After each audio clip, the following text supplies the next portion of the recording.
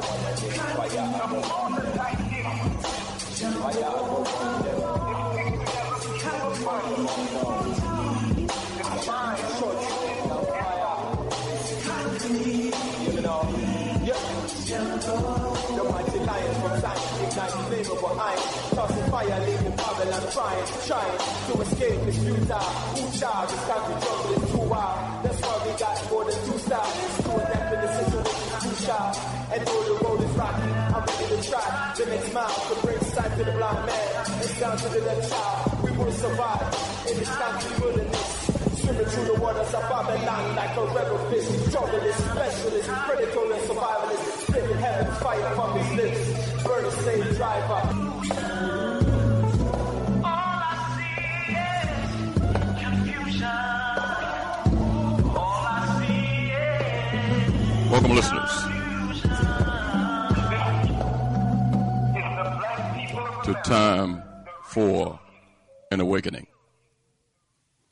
on Black Talk Radio Network, new media for the new millennia.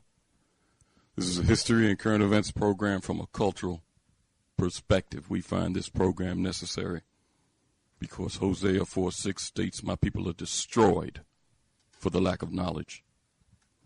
But we as a people can turn this around. Proverbs 4:7 states, "Wisdom is the principal thing.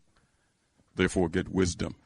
And with all thy getting, get an understanding." Again, welcome to the program this evening with your hosts, Brother Elliott and Brother Richard. The number to reach us to join the conversation this evening is 215-490-9832. That's 215-490-9832. We're streaming live at several locations. You can go to timefораwakening.com. That's timeforonawakening.com, which is the homepage, and listen to the live stream from that location.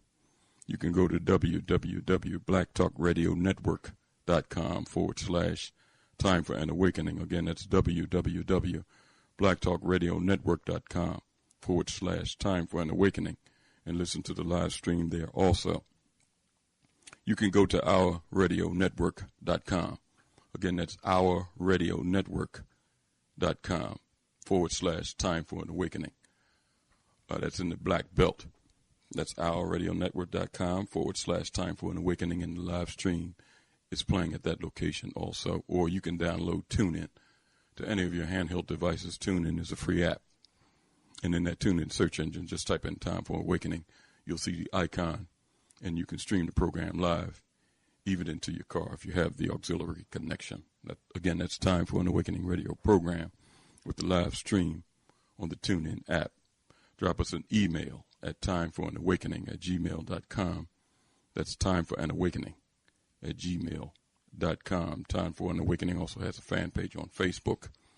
In that Facebook search engine, just type in Time for an Awakening radio program. There you always see interesting content being posted daily. And do me a favor, before you leave that page, hit that like button.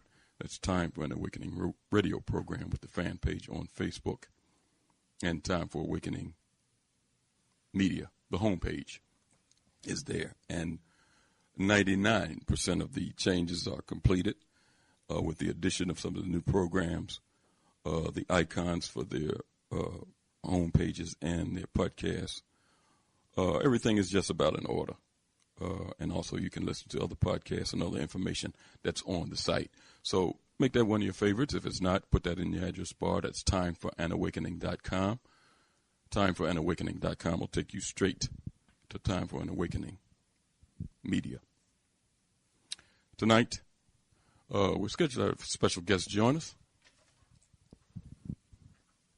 Organizer and CEO of the Adinkra Group, Brother Diallo Sumbry, will be with us this evening in conversation. We'll be talking about the deal that the Adinkra Group has signed with the Ghana Tourism Authority to promote tours and investment in Africa for Black Americans, and other related topics dealing with that. And then afterwards, because I know that our guest is scheduled to leave on a flight around 10:30, so hopefully he can stay with us the whole time. If not, we'll transition into open forum where we can have conversation with our listeners. But we'll be right back to get things started after a brief word from our sponsors. Mr. Moderator, our distinguished guests, brothers and sisters, our friends and our enemies.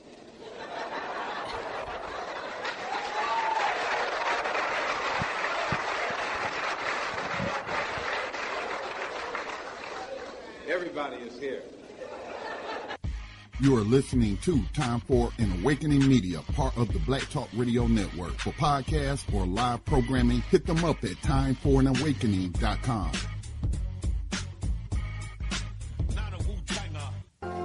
All Insurance Incorporated, an African-American owned and operated insurance agency in business for over 20 years, located at 231 Southeastern Road in Glenside, PA, with other offices in Germantown and West Philadelphia. Call now for commercial insurance quotes, homeowners insurance quotes, automobile insurance quotes, notary and tax services, representing over 15 major A-rated insurance companies, offering a discount on all notary services when you call in for a free quote. Call this number, 215-885-2444. That number is 215-885-2444. 215-885-2444. All Insurance Incorporated.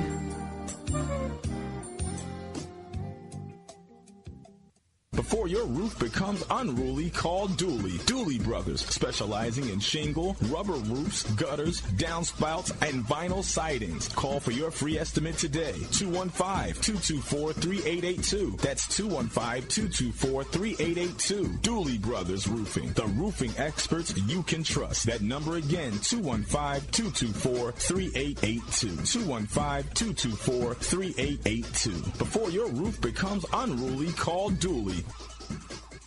Overworked, suffering with an underperforming company, headache customer, staff, or vendors?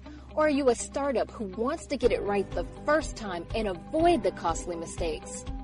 We turned a $24,000 a year odd job handyman service into a 7-figure high-end custom home builder and commercial contractor licensed and operating in 3 states. This is just one transformation created for entrepreneurs like you in various industries around the country. Not what you're used to from accounting and business consulting? Well, welcome to New Business Solutions. If you're ready to go beyond advising, coaching, and training and get implemented results, Call 301-244-9072. Let New Business Solutions apply the best comprehensive administrative, accounting, operations, human resources, management, sales, and marketing to help you actualize your vision for yourself and your company. From anywhere nationally, call 301-244-9072. Spelled new as in numerous on your device right now. Book your free consultation at newbusinesssolutions.com. History is a clock that people use to tell their political and cultural time of day. It is also a compass that people use to find themselves on the map of human geography. History tells of people where they have been and what they have been, where they are and what they are. Most important, history tells a people where they still must go, what they still must be. The relationship of history to the people is the same as the relationship of a mother to her child. From antiquity to the present, our people need to develop a new paradigm. It's time for an awakening with your host, Bro.Elliott. Sundays, 7 p.m., Fridays at 8 p.m. For podcasting or live program scheduling, hit us up at timeforanawakening@gmail.com. Welcome back to Time for an Awakening, and before we get started with our program this evening, I want to welcome in my co-host, Philadelphia activist and tour guide at the African American Museum here in Philadelphia at 7th and Arch Street, Brother Richard. Is with yes, us. sir, Brother Elliott. How are you, sir? I'm doing fine. I've got a little with this cold. I've got a little nasal thing. I hope the listening audience. I want to apologize to them in advance, but other than that, everything looks good. It's cold outside, and therefore I'm inside. Yeah, well, you get over that cold. I guess tomorrow you'll put on your 4 pair of long johns, and then you're going out there. Oh, boy. Richard, yeah. I'm glad to have our guest. We had him scheduled the other week, and just a little scheduling snafus happened. And he came on during the time, I think, when we had Cynthia McKinney, or it might have been the week before. Yeah. And I promised to get him back on because I wanted him to talk about what the Adinkra Group is doing down there in College Park, Maryland.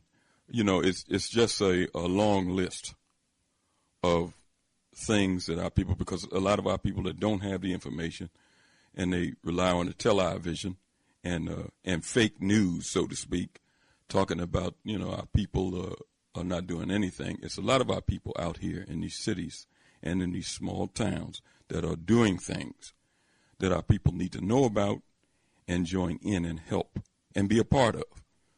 And what Brother Diallo is doing down there in College Park is necessary for our people to know. And I'm glad he's with us this evening to share the information about the Adinkra Group and the memorandum of understanding that they have signed with the Ghana Tourism Authority. I want to welcome in Brother Diallo. Brother Sumbry, how are you, sir? I'm good. Can you hear me? Yes, sir. Loud and clear. Okay, excellent. Thank you for having me on. I apologize for the last time again as well. Oh, it's good to be here. That's no problem. That's no problem. Listen, we're glad to have you here.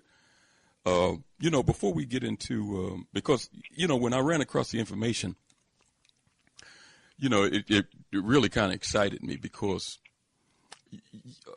on the program a couple of years ago, we had a brother by the name of Halevi. His last name was Halevi. He was a part of the Panafest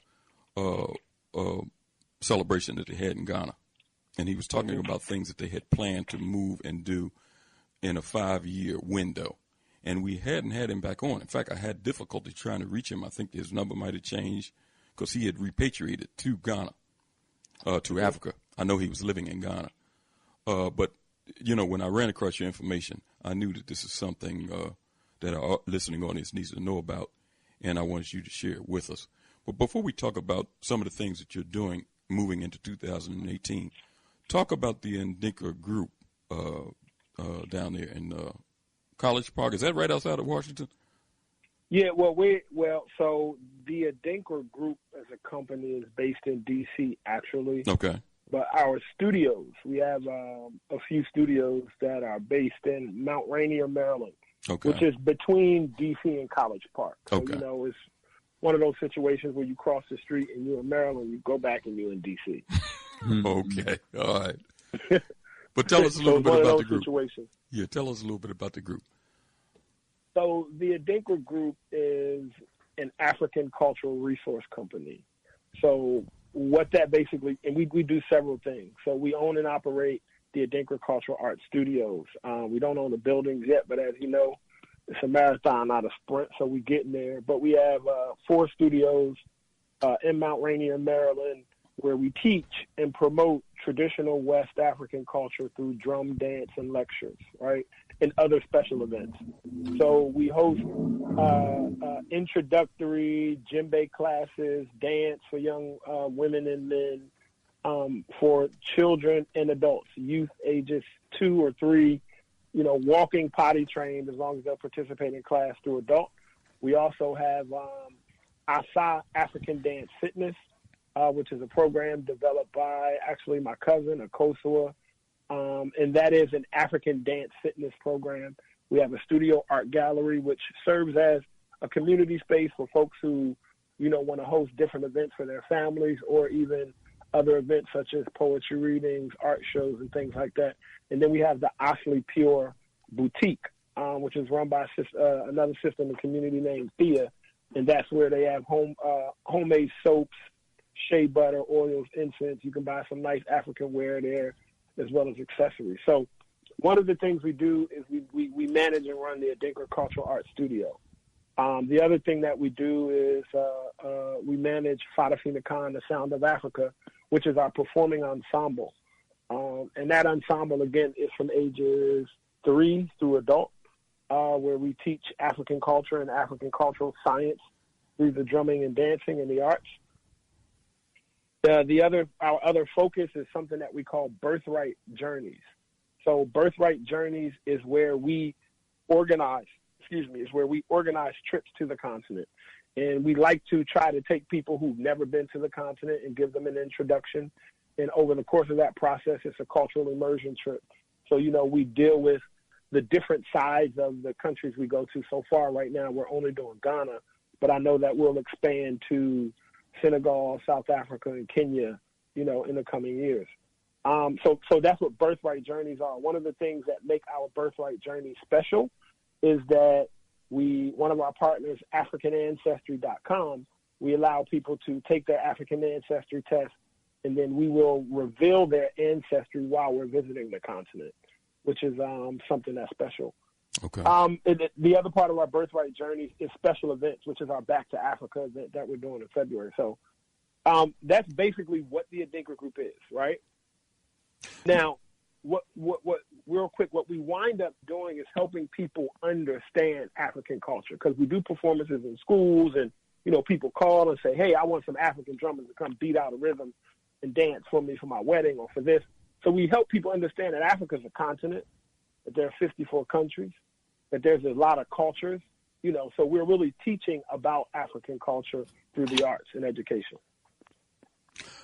Brother Sumbry, before we, because I think going down the path of the Birthright journeys, that'll kind of lead us into the other part of the conversation. But let me go back. Okay. Now, are you a musician yourself? I am a musician. I started drumming. First of all, I was born and raised in Trenton, New Jersey, so shouts out to all my Trentonians listening. I'm a product of African-centered schools, beginning with APAS, African People's Action School. My mother, Mama Makini Niliwambiani, is one of the founders, along with Baba Mwalimu Shuja, who I'm sure you know as an author and historian, Baba Amin, and a couple of other mamas and babas, Mama Quelly in Trenton, New Jersey. And then when I moved to D.C. in 89, I was a product of Nation House Positive Action Center, or Watoto Shule, all our CB schools, Council of Independent Black Institution schools. So, I grew. So this is not being involved in a culture and what some of my friends we laugh about that we now call professional blackness is not new to me. You know what I mean? Okay. It's something that I grew up doing under a lot of historians and teachers. So for me, it's really a continuation. You know what I mean? It's a continuation of what my parents did. the continuation of what my teachers did. Well, that's part of my question, because I wanted your perspective on this, because, listen, we see a lot of things going on in some of our communities, and a lot of foolishness, or some foolishness happening by adults and youth, because it's no direction, it's no barometer, it's no guidance. You're a living witness that can attest to it, but I want you to put on your other hat and look at some of the folks that have come through the cultural studios, your Adinkra Cultural Studios, and the young people, and looking at them as they're growing through their stages of life. And you might have a reflection on some young people that have, grew into maybe young adulthood. How do you see that exposing them to the culture of our ancestors and their lifestyles, their principles, how do you see that have transformed their life? Can you see a difference in how they behave, or how they interact? Talk about that from your perspective. Oh, most definitely. I always say that the reason why I never sold drugs is because I had to come home. I had a community. So having to face a community when you know better made a big difference for me, right? Because even being raised the way I was raised, I was always clear when I was doing dumb stuff that, hey, I wasn't raised this way. So make sure if you catch me doing some dumb stuff when I was younger, or out hanging, or just, being mischievous, this wasn't that I was raised. This is fully my choice. You know what I mean? So I even went through my own phase of rebellion, you know what I mean? Being attracted by the streets, or just, doing the things that teenagers do. Okay. I went through that phase, and then I came to that crossroads the way that every other person, I believe, especially if you grow up in a community such as mine with a nationalist or Pan-African perspective, where you're going to come to a crossroads and you're going to decide whether or not you're going to live the way that you were raised, and whether or not you're going to make that a part of your commitment at some level, or if you won't go the other way and just get a job. And I don't mean to say just, but, you're going to get a job, raise your family, and go home, and not necessarily do more than that with regards to community work and the culture and how you represent it. And, when I came to that crossroads, I made a choice that this was my calling, that it was a part of what I was born to do, was to help to represent African culture, and to help introduce people to culture. But as I see, my own son, who's a junior at the New School studying jazz percussion in New York, my nephews, my nieces, it makes a humongous difference. Number one, because you grow up understanding that you are not just a descendant, not even just, but that you are not the descendant of a slave. Okay. Right? And that your life and your history didn't start in 1619 or whatever other year is chosen as a slave, and then we rose up. So, now we just trying not to be slaves anymore. That's one thing. The other thing is that the cultural programs that are put in place, the drumming, the dancing, even going through rites of passage, which is something that I did, something that my son did, my daughter did. It's a structure. It gives you a framework. It gives you a paradigm to work through and live in. And everybody doesn't make it out of that because, you have willpower, so you have choice. Some people choose other things, or outside influences are just too strong. You know what I mean? Too strong for you to resist and you might abandon some of the ways that you were raised. You might abandon those principles of Ma'at, or you might abandon the Nguzo Saba in your everyday life. You know what I mean? But it's what we see in our community, and I can start with me, it saved my life. Having this sense of culture, you know what I mean? Having this sense of foundation. I see what it did for my son. I see what it does for my nephews. You know what I mean? Because you can't be out there going totally crazy when you have this foundation and you have these systems of accountability and protocol that you have to follow. And I think a lot of times that's what's missing, accountability and protocol, because you're not set up in a community or a structure where you got to start off calling everybody mama and baba as a young person. So you give them adults who you may not even know the same respect you give your mother and your father.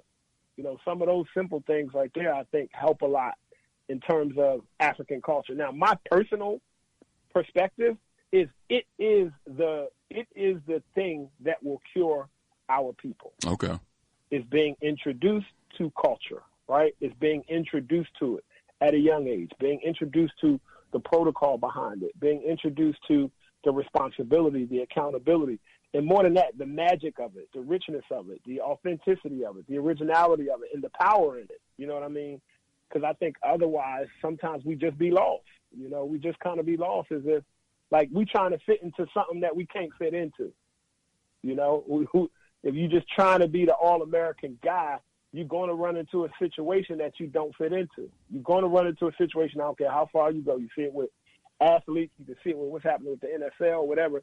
You run into that situation where it's just like, okay, you know, you get your nigga wake-up call, and now you got to figure out how to be black because what you thought was cool is not. And you reminded that you black, so you less than. You know what I mean? So it's my thing that when you have that cultural foundation, when you have that understanding, you know that you're not really trying to fit into the system. You're just adapting yourself to move through it and use it as you need to so that you can accomplish your mission before you get up out of here. That's the way I look at it.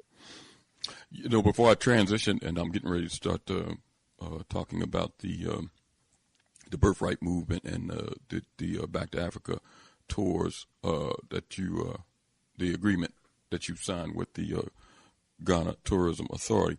Before I do that, Richard, did you want to mention some things before we start talking about some of the other? If I can, Brother Sumbry, I wanted to really kind of continue to build on and have you assist in showing the listening audience this here intergenerational transference of institutional building. I'm intrigued to hear, you know, you're saying your family, this structure that you grew up in, now you're duplicating, and your children are also, and your nephews are also a part of that. Reason why I want you to kind of elaborate on your journey in that institutional building, because a lot of us think that this is something that is just going to happen compared to is a continuation of going on. That is the cultural institutional development. How do you see that? Well, I don't think anything just happened.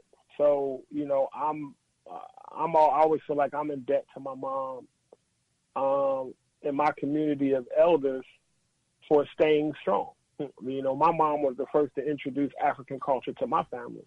My family is a heavily African-American Methodist Episcopal family. Been going to church since the 1800s. We have a joke in our family because my grandmother traced our history back and found out that we were kind of emancipated some years, you know, before normal or before, you know, whenever the U.S. emancipated enslaved Africans. So my family, like, that's why we talk so much and think we know so much, because we got free early. Right? It's a little joke in my family, but my mom introduced that to my family, and she had to be strong. She had to say, no, my children are not going to eat pork. No, they're not going to church. And it took my family years to come around and accept that, right? I mean, even though they always accepted it, but it took them years to say, okay, so this is something that's real. It's not just a fad that you're going through. You know what I mean? You're not just not straightening your hair and wearing the afro and going to these meetings and things like that because, you know, because it's just something you're mad about. This is something that's real. You didn't give all your children African names at birth.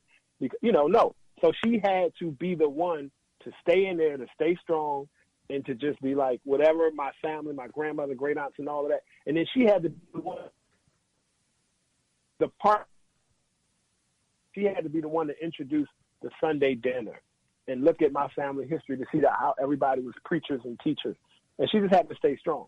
And then as my family saw us grow up, you know what I mean? And just like, oh, okay.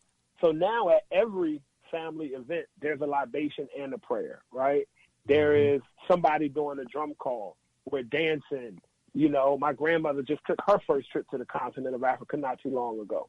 So it's like now it's fully accepted who we are. We're embraced, and it's and this is just like, okay, this is a powerful thing. So it's no longer, that's, my Kenya and her kids doing the African thing, but my whole family's okay, we African. Like, now everybody can see that it's okay to be African. It's okay to say that you're African, but it took that time. So now that people see us in our generation, we have the studios and the locations, and we actually have the space where we can be unapologetically who we are. You know what I mean? Where we can have our combs, our bembes, where we can have our events, where we can be unapologetically Black without having to, dilute it in any way because the owner of a place doesn't want that type of thing in there, or whatever things that people have to deal with when they don't have their own space. So, it doesn't just happen. Like, if I didn't, and I used to tell my son, I will remove my foot off the back of your neck after you graduate high school. And even then, it ain't too far away, right? Mm-hmm. But I had to do that.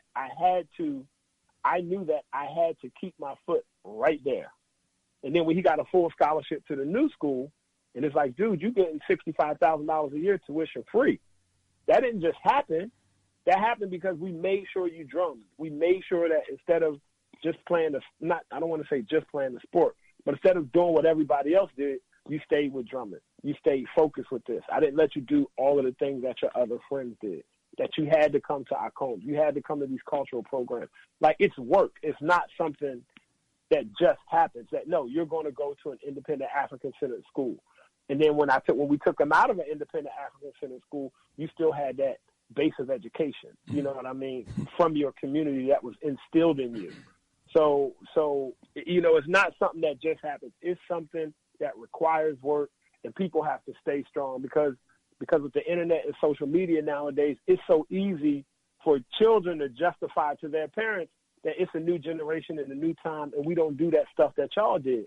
But what you see happening right now is everybody is now clinching and holding on to the heaviest and the strongest part of their Blackness, because you got a fool in the White House who is just blatantly telling you what the other people did. The other people was a little bit smoother, calmer, better words, and they just didn't flat out say, I hate you. But now that you got somebody in your face spitting on you, now it's just like, oh, damn, well, I don't have nothing to hold on to. Well, let me find out who I am. Let me hold on to my culture because it's being attacked. So let me learn it, attach it to myself, and hold on to it because that's the only thing that I got to hold on to. So, you know what I mean? It's like, we got to, it ain't easy, right? It's not easy. I know my mom didn't give up on me, so she kept on me as long as she could. And the same with our children. And I already know that my children, my son and my daughter, my son just had a son, he's going to do the same thing with his daughter, right? And I'm around for my granddaughter. And my daughter, when she has a family, they're going to grow up and do the same thing. Everybody going to dance. Everybody going to drum. Everybody going to be in the culture. This is who we are.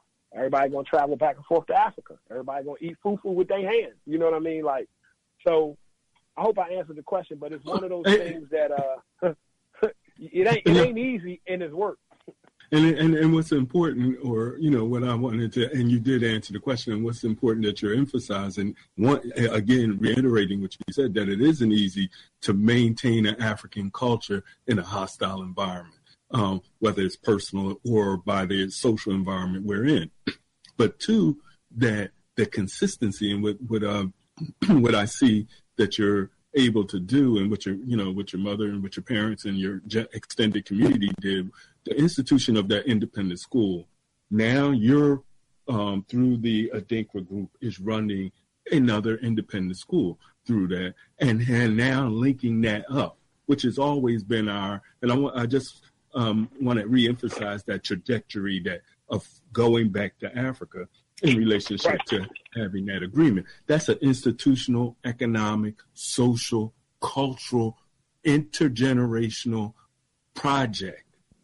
Exactly. That is going on. And it's important for us to see that it didn't just happen with you, right? Not at all.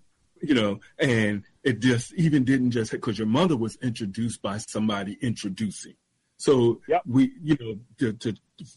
just want the listening audience, because a lot of times we talk like this is not going on, and people like yourself who are making these linkages we're waiting for them to happen compared to they're there and they're asking for our support, which will lead me to my next question about, I understand that you are having a GoFundMe for the cultural dancing. Yeah, so that one I actually need to close it. We were doing some updates and remodeling to the studio, which we had completed that first phase of it. And those donations were a big help to do that. I guess I should also state that we're 100% independent. You know, I'm still one of the people who are going back and forth with that. You know, with grants, with government funding, and with funds from other people, always comes some level of instruction, always come, you know, some level of parameters, because if you're using somebody else's money, you know, you got to decide if you're going to take that check, if they're asking you to do something that is a direct affront to what you believe in, right? So you got to decide, well, do I just work 2 jobs to make this happen so that I can stay independent and I can stay, you know, unapologetically who I am? Or do I just say, well, I'm going to be quiet about this, but be loud about what's acceptable? And it's just a choice that all of us have to make when we get into this. And, you know, and then it forces us to be enterprising. It forces us to be entrepreneurs. And it forces us to rely on our community and to figure out ways to make it work, because the reality is that it does take money. You know, it does take money or resources somehow in order for us to continue to do this. And that's what, you know, that's something that we've been blessed to be able to continue to do as a family. So far, it's not easy by far.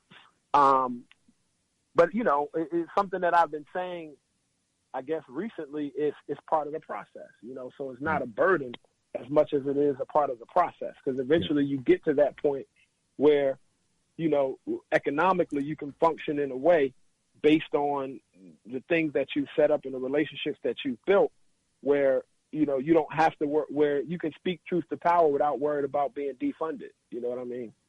Hey, Brother Sumbry, you told Richard that you're ready to close it out, or you're closing it out. So that means you reached your goal. Yeah, we reached our goal with that. We're closing that one out. Well, that's great. We have some other projects. Yeah, we have some other projects that we're actually about to launch some community support for. You know, and I think what it speaks to is the families that we have that come to us for the drumming and dancing or for whatever. Number one, they see our entire family involved. So if they don't see me and my brother and my sister, they see my mom, they see our children, and they see our children as products, right? So it's just like, well, hey, this worked with your kids, you know what I mean? So we get families who are not as deep into the things that we are in, but some of the common threads and the common characteristics that keep us working and that keep families coming to us as they see we operate with the protocol, with the level of accountability. And we're not necessarily, and we're not judgmental in that, well, if you don't have this dashiki, then this means that you're not this. Or if you don't do this, then no. We don't really deal like that. We create a space for people to come in, to be free, and to get what we have to offer. You know what I mean? And then those people who come in, they see it, they love it, their children love it, you know, and they bring their aunts, cousins, and nephews. They come to our concerts, and they just like, yo, what you guys are doing are powerful. You know what I mean? What you all are doing is a powerful thing. We want to be involved, and we appreciate what it does for our family. So, you know, and I just want to close with my question, Elliott, and to you, brother from Sumbry, is that for the listening audience, because again and again we hear these institutional developments, and it requires us from wherever we are, once we hear that these institutions are being developed, and as you say, the difficulty that it takes, how we can, even with our penny, be supportive, or with our time can be supportive. And I think that is a lesson that we must learn from history, because we had a lot of African-centered cultural institutions, say in the 60s or 50s, but they needed a larger community support, and they focused on the families that were around, but they need all of us to make those institutions work, to make those institutions strive and survive through this hostile environment. So it's important for us and the listening audience, when we hear people like yourselves, your family like yourself, an institutional building like yourself, to recognize, to ask ourselves the question, how can I be supportive in whatever way from where I am to make this institutional process continue to another generation? That's the reason why I want you to continue to bring out the point of that what you're doing. I appreciate that. Brother Sumbry, the Birthright Tours, or the Back to Africa Tours, Heritage Tours. I want to touch on the three things. I want to touch on the opportunity for investment, to develop and maybe create businesses for our people. Mm-hmm. But it all starts with the tours, the people going there. Talk about the relationship that you have with the Ghana Tourism Authority and the development of the tours. Talk about it. So I was fortunate enough to travel to the continent of Africa. My first time, I think I was, 10, 11, 12. We went with, my mother was able to figure out a way to take all of her children with Maimuna Keita School of West African Dance and Drum in New York. Okay. Because living in Trenton, New Jersey, my mom made the sacrifice where every Sunday we drove up to New York for classes. That's how we started. Naturally as kids, we didn't want to do that. We wanted to stay home and watch Kung Fu theater, you know what I mean? Or play kickball. But it's like, no, you're going to go drum. So it's just kind of, we always laugh about it now. Me and my brother do, just thinking about the times that we, got in trouble, got whoopings, or just was mad because we had to go drum and dance, and now it's part of the ways that we support ourselves. So I was able to go then, and then I think I went another time when I was 14. So being young and just having traveled to the continent of Africa, it's just, I fell in love early. You know what I mean? I fell in love early. I fell in love with Africa with this, I was a young man, but it was, I went with Baba Jimo Kayate in memory of African culture. And we went to a restaurant. I remember this story exactly because this one I was just like, I love Africa. But this was the thing that led me to be like, I got to come back. I was eating some fish, and it just had a lot of bones in it, and I was just having a hard time. And some beautiful African sister came out the back, took my plate from me, brought it back, and it had not nan bone in it. And I was like, I am in love with Africa, right? But I was 14, 15, so naturally, when you're young, you're like, yeah. But as I got older and I started traveling, it was just like, for me, I always tell people that I am literally different there. I feel like I'm my true self, or whatever that means, and I can literally feel the difference between my connection with the earth. Like when I get off the plane and I'm on the continent, it's just being there, regardless of what I'm doing. It's just being there where I feel different. I feel stronger. I feel better just about life. Some of that has to do with not having some of the same worries that you have as a black man here. And it just feels a little bit more, a lot more free to me. So that's like my thing about being on the continent as much as possible. The weather, the food, the people, the language, the colors, the music, the feeling, everything. Like I literally feel like there's a stronger connection from the core of the earth through my body to the sun. Like I literally feel like, you know what I mean? Like, hey, when I'm there, I'm, it's just so different for me. What I get when I'm there, what my body gets, the energy that I get from being on a continent. I decided to start doing tours because I was traveling, and with Facebook and other stuff, I would go live or and just talk to my friends and just be like, yo, we here, we turning up, whether we at a party or whatever.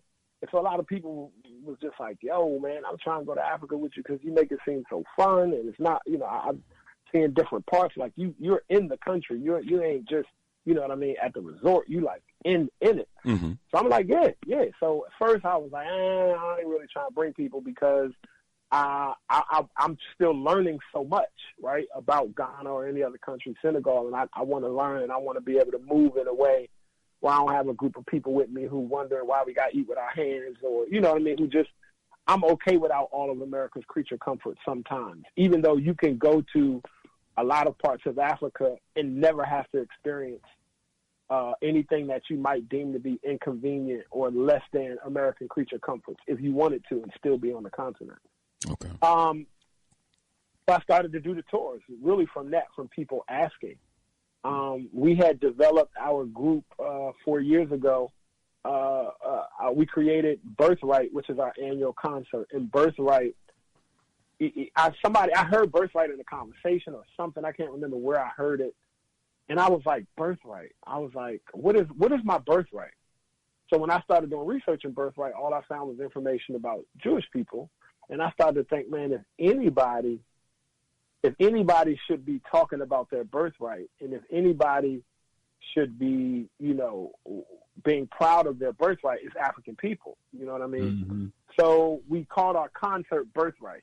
And Birthright is about, sharing the joy, the magic of West African drum and dance on stage with other forms of art. But it pushes the idea of what is your birthright, right? So we say that all that Africa is and all that Africa has to offer belongs to us for the simple fact that we were born African children, and it's our birthright to access and to have all that Africa has to offer. That transition to the Birthright Journeys, where we take people there, and it's really an introduction. We believe that all we have to do is introduce you, and that from that introduction, you're going to find your own magic. There are going to be people who decide, I don't ever want to come back. There are people who are going to decide, I'm coming back as soon as I can. And there are people who at least are going to come back and tell somebody else and just say, yo, like, Africa is such a beautiful place. And for us, we got to start there, right? Before we can get too deep with different people, we just got to start with just come to the continent and see for yourself. Meet the people, you know what I mean? Eat the food, attend a ritual or ceremony, learn about the history, about the culture, go out to a club, go out to a party. Just be there and enjoy, right? So that's what we do with our Birthright Journeys, specifically. That led to the project Back to Africa, which really was about. So I'm in DC. Are you all familiar with go-go music? Yes. Okay, so I'm a big go-go music fan and advocate, and the Backyard Band happens to be my favorite band. I've been going to see Backyard for 20 years, and for years, I would tell the leader of the band, look, man, I'm going to take y'all to Africa one year. I'm going to take y'all to Africa one year. I'm going to take y'all to Africa. Just because I kind of felt like, man, this is so African. Go-go itself is so African. Everything about it is African. And I just, in my mind, the way I am, I'm one of those enterprising guys. I see something, I hear something, I want to put it on stage. I want to create something about it. I move on it. So a couple of years ago, I started talking to the band about it. We put it together. And then I was, okay, we're going to take the Backyard Band to Africa. It's going to be called Back to Africa. We're going to film this documentary about go-go music, finding its African roots. And that had a lot to do with what I believe it can do for the culture here in D.C. and go-go music. And just, it will open up for people here in D.C. and go-go music bands and other people to be like, yo, Africa, right? The other thing is that I want people to know that in parts of Africa, Ghana, other countries, that you have options. Like there are markets, there are thriving markets where you can find some success in as a music artist, as a hair braider, as an entrepreneur, as an engineer, whatever. So I want to introduce people to Africa and have them start asking more questions, right?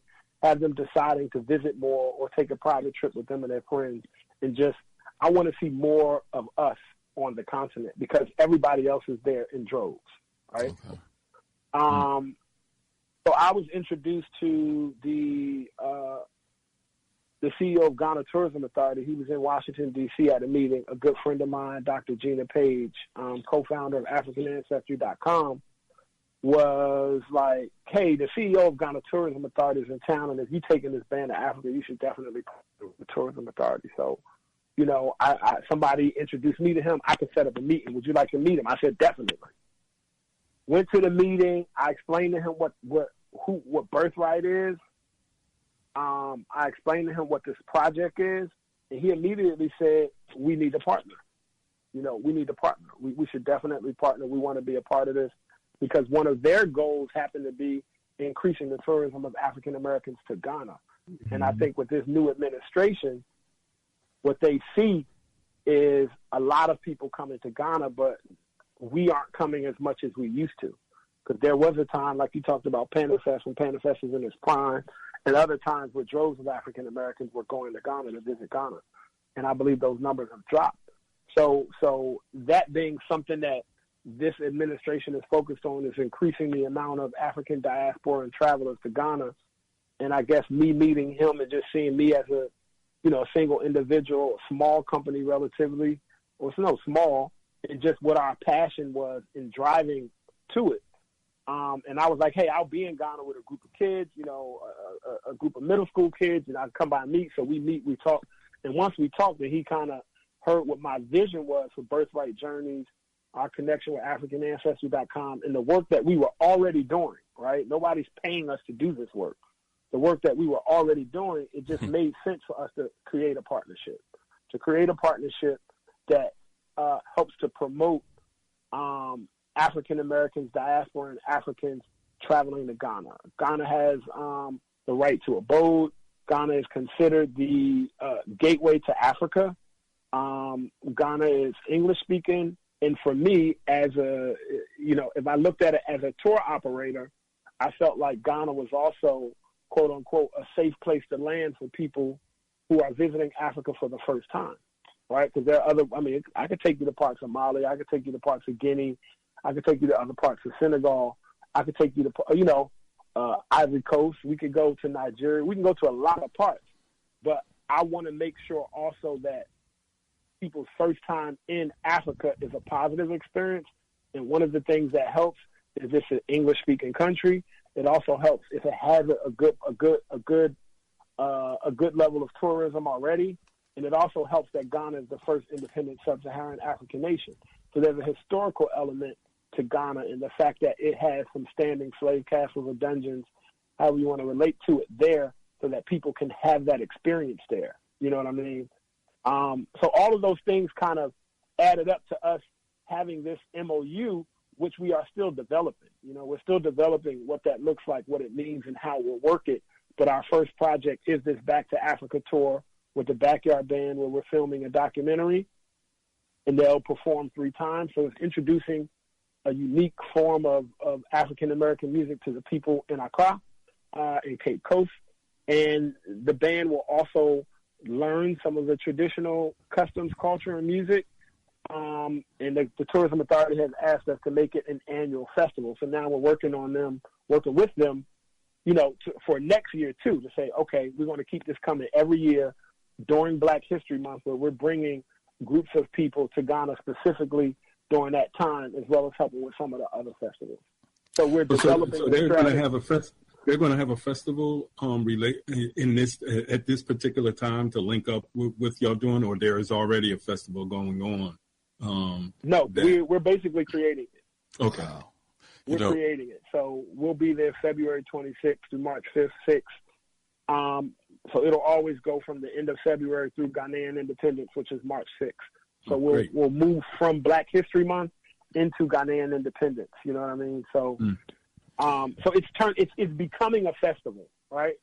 As opposed to just being this one-off, hey, the Backyard Band is coming, they're going to perform and shoot the documentary.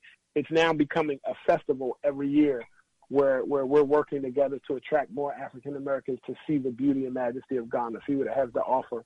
And one of the ways you can get people to do that is to say, hey, when you start looking at how our people are in the arts, so if your favorite singer or musician is going to be somewhere, you might want to follow them, and if you can imagine what it would be like to see them in your hometown, a lot of people will want to be a part of seeing them perform on the continent, So you're like, damn, Frankie Beverly and May is going to be in Ghana? That's going to be amazing, right? Just because they're in Ghana. It's like, yo, I would want to see that. And sometimes that's what it takes to get people to say, I'm going to go to Africa. I'm going to make that commitment and go. We're going to take a brief break, and when we come back, Brother Sumbry, I want to transition into some of the conversations centered around investments and business opportunities for some of our people that go on the trip. But we'll do that when we come back. You can join the conversation also by dialing 215-490-0009. 215-490-9832. That's 215-490-9832. It's people out here that's not only walking the walk or talking the talk, but walking the walk, creating opportunities. Some of our people is talking about it's time to be out of here. Here's opportunities. Here's the doors is being open for our people. These are the things that we talk about here, and we bring people on that's doing the work. Get involved in the conversation. We'll be right back.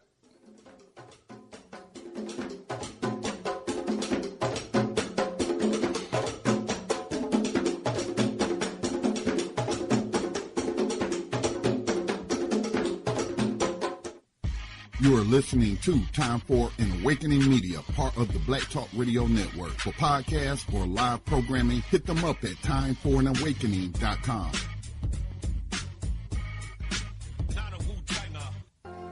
All Insurance Incorporated, an African-American owned and operated insurance agency in business for over 20 years, located at 231 Southeastern Road in Glenside, PA, with other offices in Germantown and West Philadelphia. Call now for commercial insurance quotes, homeowners insurance quotes, automobile insurance quotes, notary and tax services, representing over 15 major A-rated insurance companies, offering a discount on all notary services when you call in for a free quote. Call this number, 215-885-2444. That number is 215-885-2444. 215-885-2444. All Insurance Incorporated.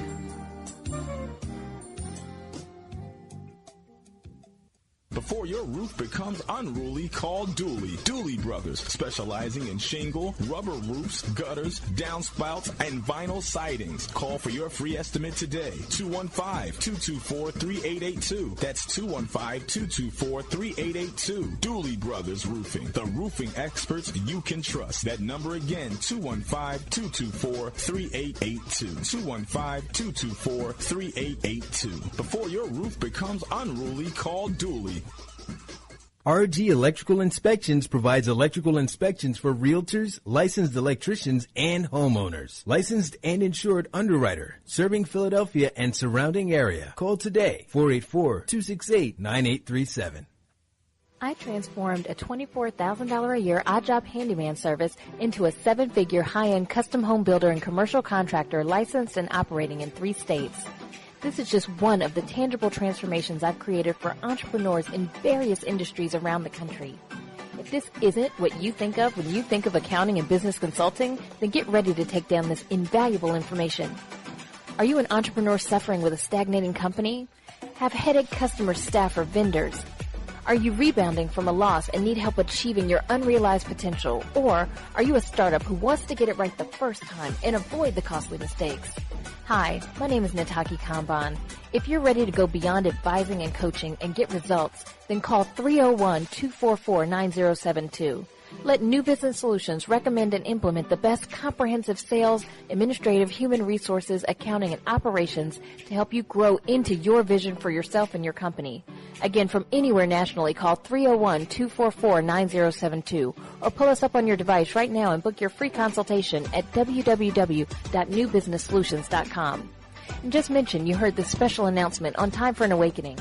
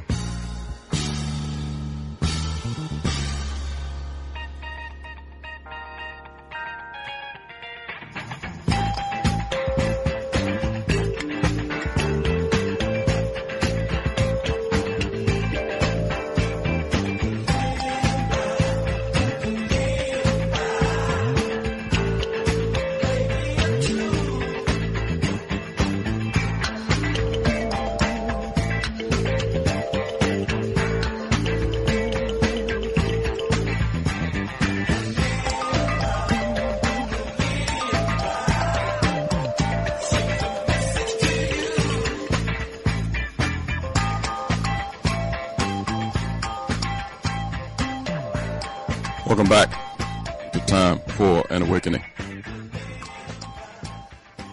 We're in conversation tonight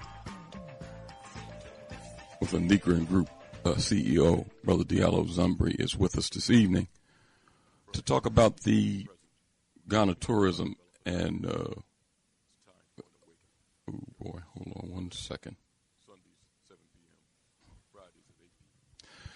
To talk about the memorandum of understanding signed with the Adinkra Group with the Ghana Tourism Authority to promote tours and investment on the continent. And we're talking about that with our guest this evening. Brother Diallo. Yes, sir. Talk about, because you mentioned about the African heritage DNA that would be revealed to some of the folks that's on, to the folks that go on the tour while they're there on the continent. But talk about some of the business investments and the business opportunities that could be available for some of the folks that are interested in repatriating or even just becoming a citizen, leaving the States altogether.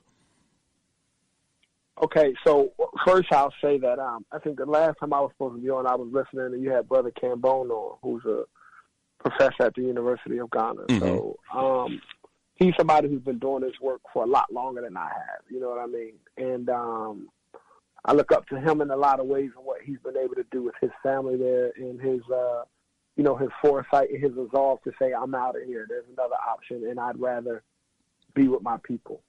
So that's somebody who's also doing the work in there. A lot of people doing the work specifically in Ghana. A lot of diaspora and Africans and African Americans who decided that they're going to move. You know, some come back and forth, and some just say, I ain't never coming back. Okay. So there are a lot of us in Ghana specifically who are making a way and figuring this out.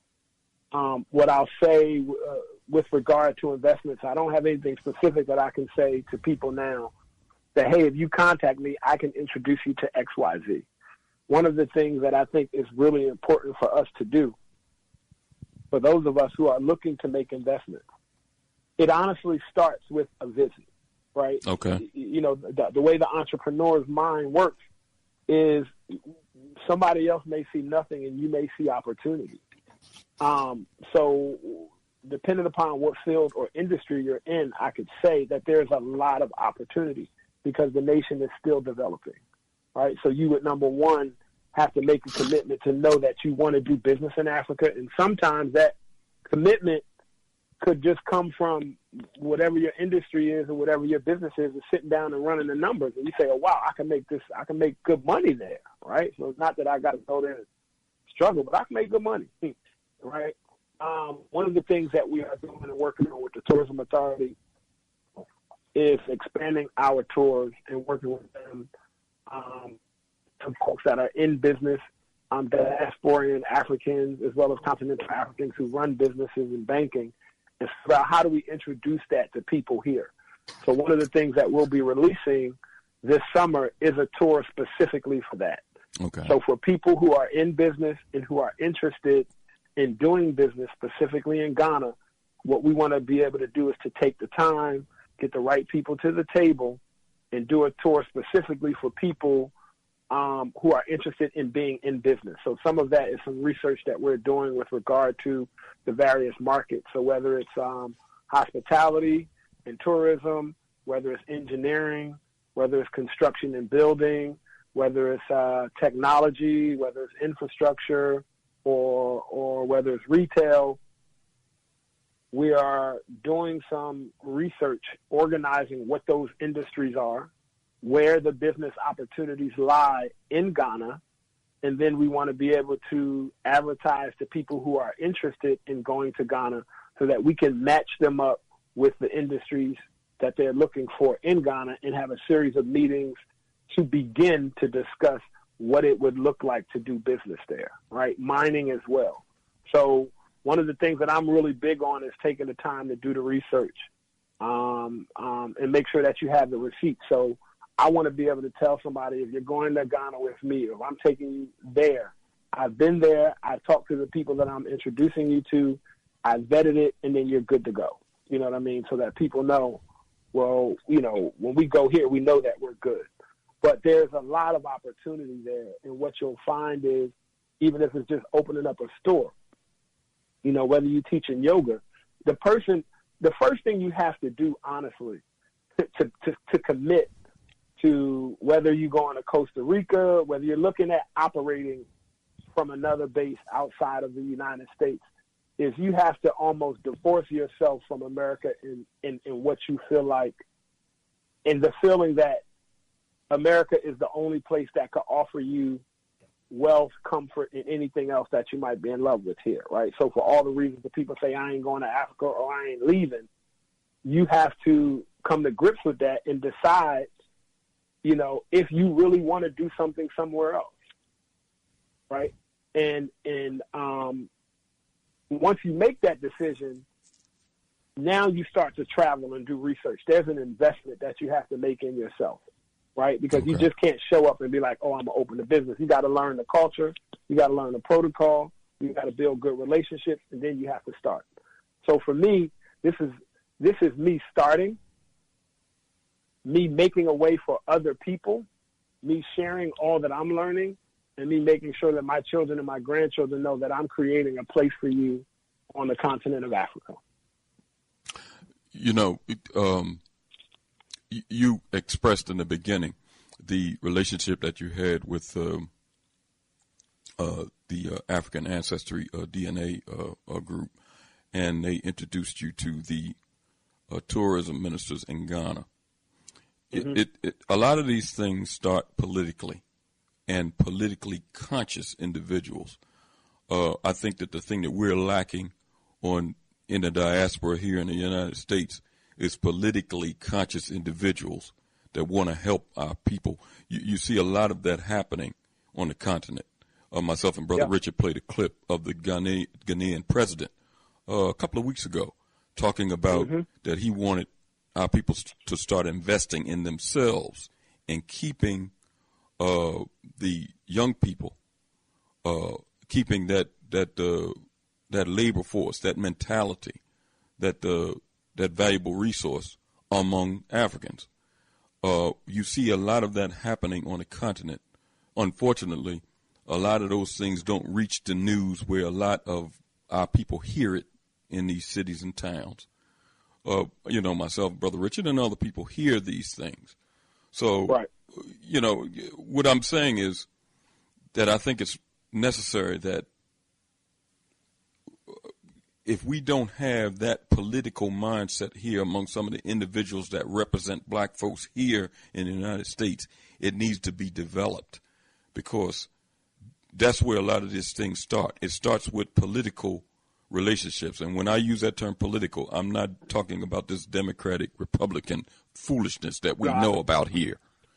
Yeah, I'm clear. Yeah. So, well, you know, it's like I said, I believe that it's a commitment. I always feel like it's really necessary for me to underscore a couple of things, because the relationship with the Ghana Tourism Authority for me is fairly new, and we are entering into doing this work. But I always feel like it's necessary for me to say that I don't feel like I'm an expert. I feel like I'm doing my part. Okay. And that there are people who came before me who made the sacrifices so that I could come into the consciousness that I have, so that when the time arrived and it was my turn to take the baton and do my job, that I was prepared to do that. And I feel like that's what I'm doing, right? I feel like that's what I'm stepping into. So, you know, I wanted just to make that clear again. And there are people who've been doing it longer and different than I have, but this is me answering the call of my ancestors, tapping into what I believe my personal life mission to be, and then acting on that. And what I do is introduce people to it, you know? So it's like, so I feel like, well, if I'm able to take this relationship with the Ghana Tourism Authority and expand it in a way where there are other tour operators around the country or other people who may want to go, especially inside the school system, because when you look at the fact that there are now public and charter schools all over and people are putting a lot of money into it, and when they put a lot of money into it, these students take international learning experiences. But if you just do a little bit of research and look at some of the top companies that people are using to offer, a lot of times our children, as well as other children, international learning experiences, they rarely go to the continent of Africa. Mm-hmm. They rarely go to the continent of Africa. As far as most people are concerned, Africa's just full of diseases. So for me, in working with AfricanAncestry.com as opposed to any of the other competitors is important. It's an all-black company. Not just the fact that it's an all-black company, but it's the only DNA company that can tell you where you're from. You know what I mean? The other places you go, you might pay a little less, and they're going to say, hey, you're 65% African. As far as I'm concerned, that information is useless. Okay, I'm 65% African. Well, I knew that I was majority African. I can look at pictures in a book and know that I'm African. But where am I from? Right? Where are my ancestors from? And so the more that I started to learn and discover about AfricanAncestry.com, I knew that it was important for me to have a partnership with a company like this to, number one, help more people see that, hey, we have a company that's been around for 15, 14 years that is solely invested in helping black people recover from the identity theft that happened with the enslavement period. Okay. So you can find out that you are from, such as I did on my maternal line, that my DNA traces to the Fulani people of present-day Nigeria, or that my paternal ancestry traces to the Teke people of Gabon. Now that gives me a sense of something more than I'm 60%. You know what I'm saying? Okay. But then again, you can tell the difference, right? Between what a black and an African-American and African company who cares about black people are promoting and doing versus another company that's really hasn't really done that much or any research into Africa. Just to give you an example, and I do consider myself a promoter of AfricanAncestry.com because I fully believe in what they stand for and what they do. Mm-hmm. But what happens with this DNA tracing, and I'm not an expert, is your DNA is being compared to a database of samples that these companies have, right? And the database of samples that these companies have is how they determine what part of Africa you come from based on how your DNA aligns with the samples that they have in their database. AfricanAncestry.com has 33,000 samples, if I'm correct. The competitor with the next maybe has 500 samples or 700 samples. So when they're telling you that you're X% African and from these areas or regions, it's based off an inadequate sampling. They don't really care. They don't really care if you find out what part that you're from, and it doesn't do you any good to know that you're X%. You know what I'm saying? Okay. So it's important for us to make alliances with other companies that care about black people, and for us to support each other, yes. You know, and for us to promote each other, and for us to figure out ways to work together to get the message out that we need to rely more on each other. Okay. And that's that. But where you are is like really so important. What I like to continue to kind of emphasize, even with the Adinkra Group as a developing entrepreneurial what we call a cultural and commerce institution in a developing stage, enterprise. Because as you get strong, which, as you say, your linkages with AfricanAncestry.com, they get strong, and then the relationship with the continent of the Ministry of Ghana, and they get strong. We all get strong in relationship to dealing with expanding our economic and social cultural space. So what I would like to come back to is, yes, there's business opportunity in Ghana, but it seems that the question I have for you is, do you see business opportunity, investment opportunity in the Adinkra Group for those of us who wants to see homegrown intergenerational economic institutions to continue to develop. Do you see in the future or in that vision the possibility of that? Definitely, very soon. So, like I always say, those people who, like a friend of mine taught me a valuable lesson last year about just shutting up, about not talking so much, but actually creating it, putting it in place, and then releasing it when it's time so that people can not just hear about your work, but as you say, and talk about it, but walk the walk. So one of the things that I'm clear about is that people will make investments and people want to make investments. I'm also clear that the African continent is an excellent place for us to start. One of the ways that I'm clear about that is everybody else is there. And imperialists and colonizers and 100% pure capitalists, they don't go and invest in places where they can't make a profit. It's that simple, right? Mm-hmm. They don't do that. The other thing that's important is, we're only one generation. Africa is only one generation into independence. So it's still early. It's still ground level, so to speak, right? Because with Ghana being gaining its independence from Great Britain in 1957, mm-hmm. You are looking at a place that's coming into its own. It's beginning to come into its own, and the internet is helping. The fact that people are traveling back and forth is helping. So, like, retail in Ghana is only 10 years old. The first mall was built 10 years ago. So they're just beginning to understand retail, shopping, right? Even when you look at mobile technology, cell phones, even when you look at building, there are places in Ghana as well as other countries that are not yet developed yet. There is land that can be purchased, and you can begin to build and develop communities in spaces. So it's like you just really have to be committed to wanting to do that, right? And to wanting to see that that's possible.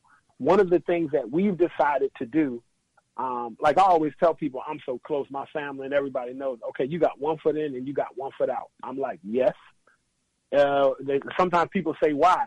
And I say, go outside with no jacket on. That's one of the reasons why, because this ain't my weather at all. Oh, you sound like Richard. You sound like Richard there, Brother Sumbry.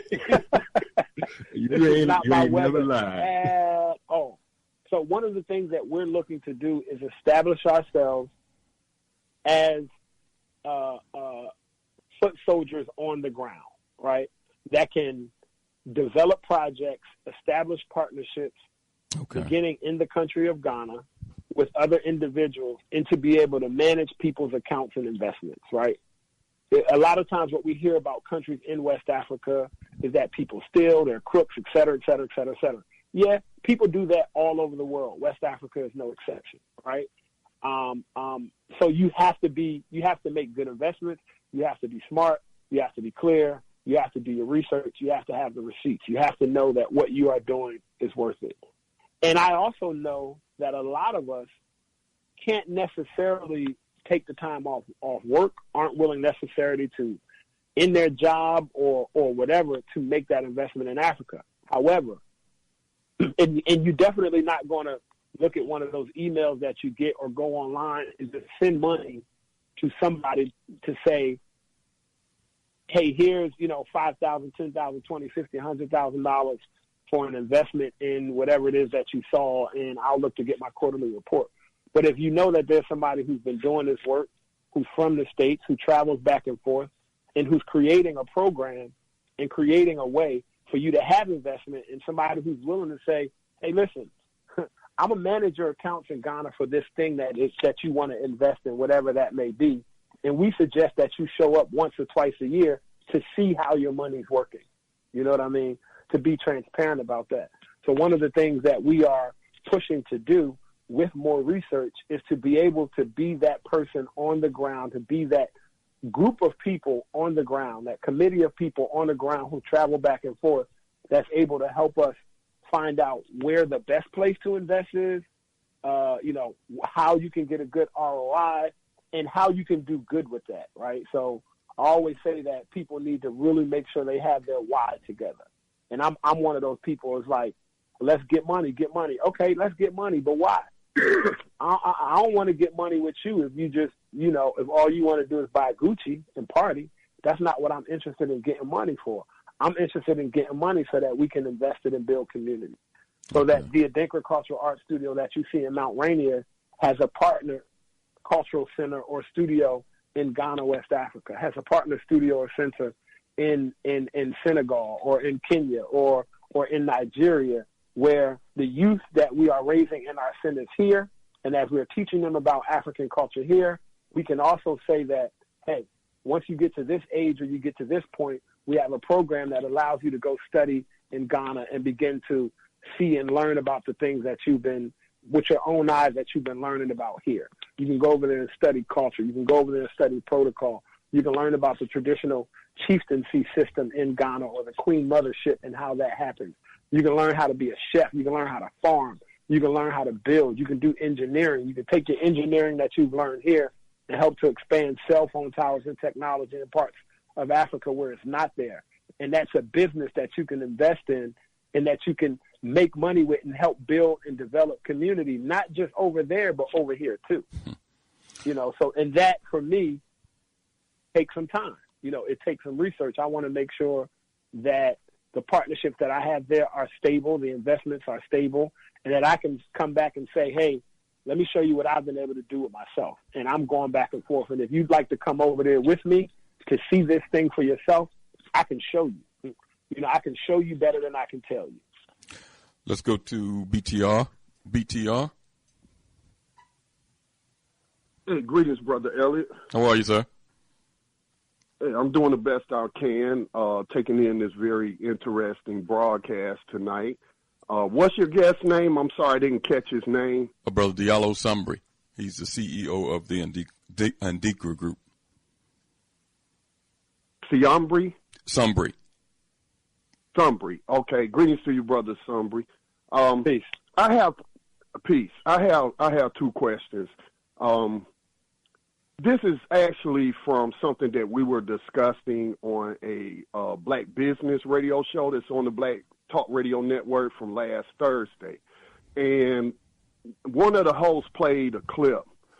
And we've all heard this clip about how many times the black dollar circulates in the black community, how many times the, other people's dollars circulate in their own communities.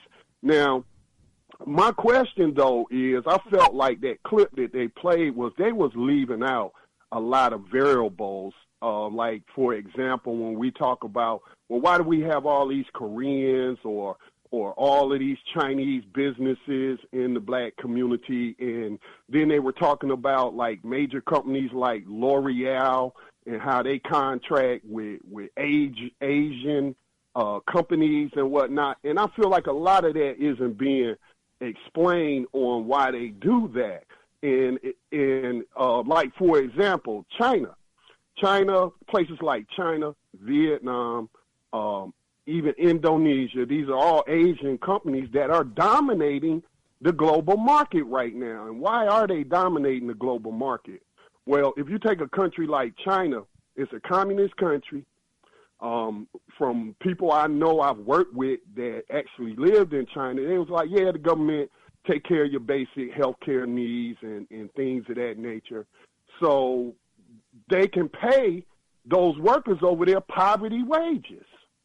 I even talked about stories about factories collapsing and hundreds of workers killed in Indonesia, where you got companies like Disney going into and, contracting with those companies. And I actually worked with I used to work in work for a textile company in the sourcing department. Well, what the sourcing department does is try to find companies abroad, not here in the United States, but abroad, to produce their materials and whatnot at the cheapest rate possible. I used to work with a woman who used to work for Nike, and she said when she went to their factories, some of the companies that was producing Nike goods in Vietnam, was saying it was basically like the women were made to live in these buildings that were, just inhumane conditions and whatnot. So I'm saying is, how do you compete with that without exploiting your own people? How do you compete with also the prison industrial complex, what we call slave labor, because slavery was never abolished? I was quite terrified to see that in a place like Uganda. I saw a video on YouTube because I follow a lot of African channels on YouTube. In Uganda, they're practicing prison slave labor. All right, they did a story about prisoners producing $500 million a year in cotton. Mm-hmm. And that just horrified me. And because of my work with the new abolitionist movement here in the United States, and we've been doing a broadcast pointing out that slavery was never abolished by the 13th Amendment. It just moved it from the plantation to the prison. Mm-hmm. We've even had people reach out to us from Ghana inviting us to come over there because they're seeing the same thing arise in Africa, especially with G4S, a British company, being the largest employer in Africa. So my question is, how do we compete with that, with those kind of global business practices? And then I have another question after you answer. Let me start off by saying I'm no expert, and there's a lot that I'm learning and still learning. But the one thing that I do know that we also have to realize is that there are two sides to colonization. So there's one side that the Africans who were scattered all over the world are dealing with the effects of that and of the transatlantic slave trade and what that has done to us in the ways that we are trying to heal and recover.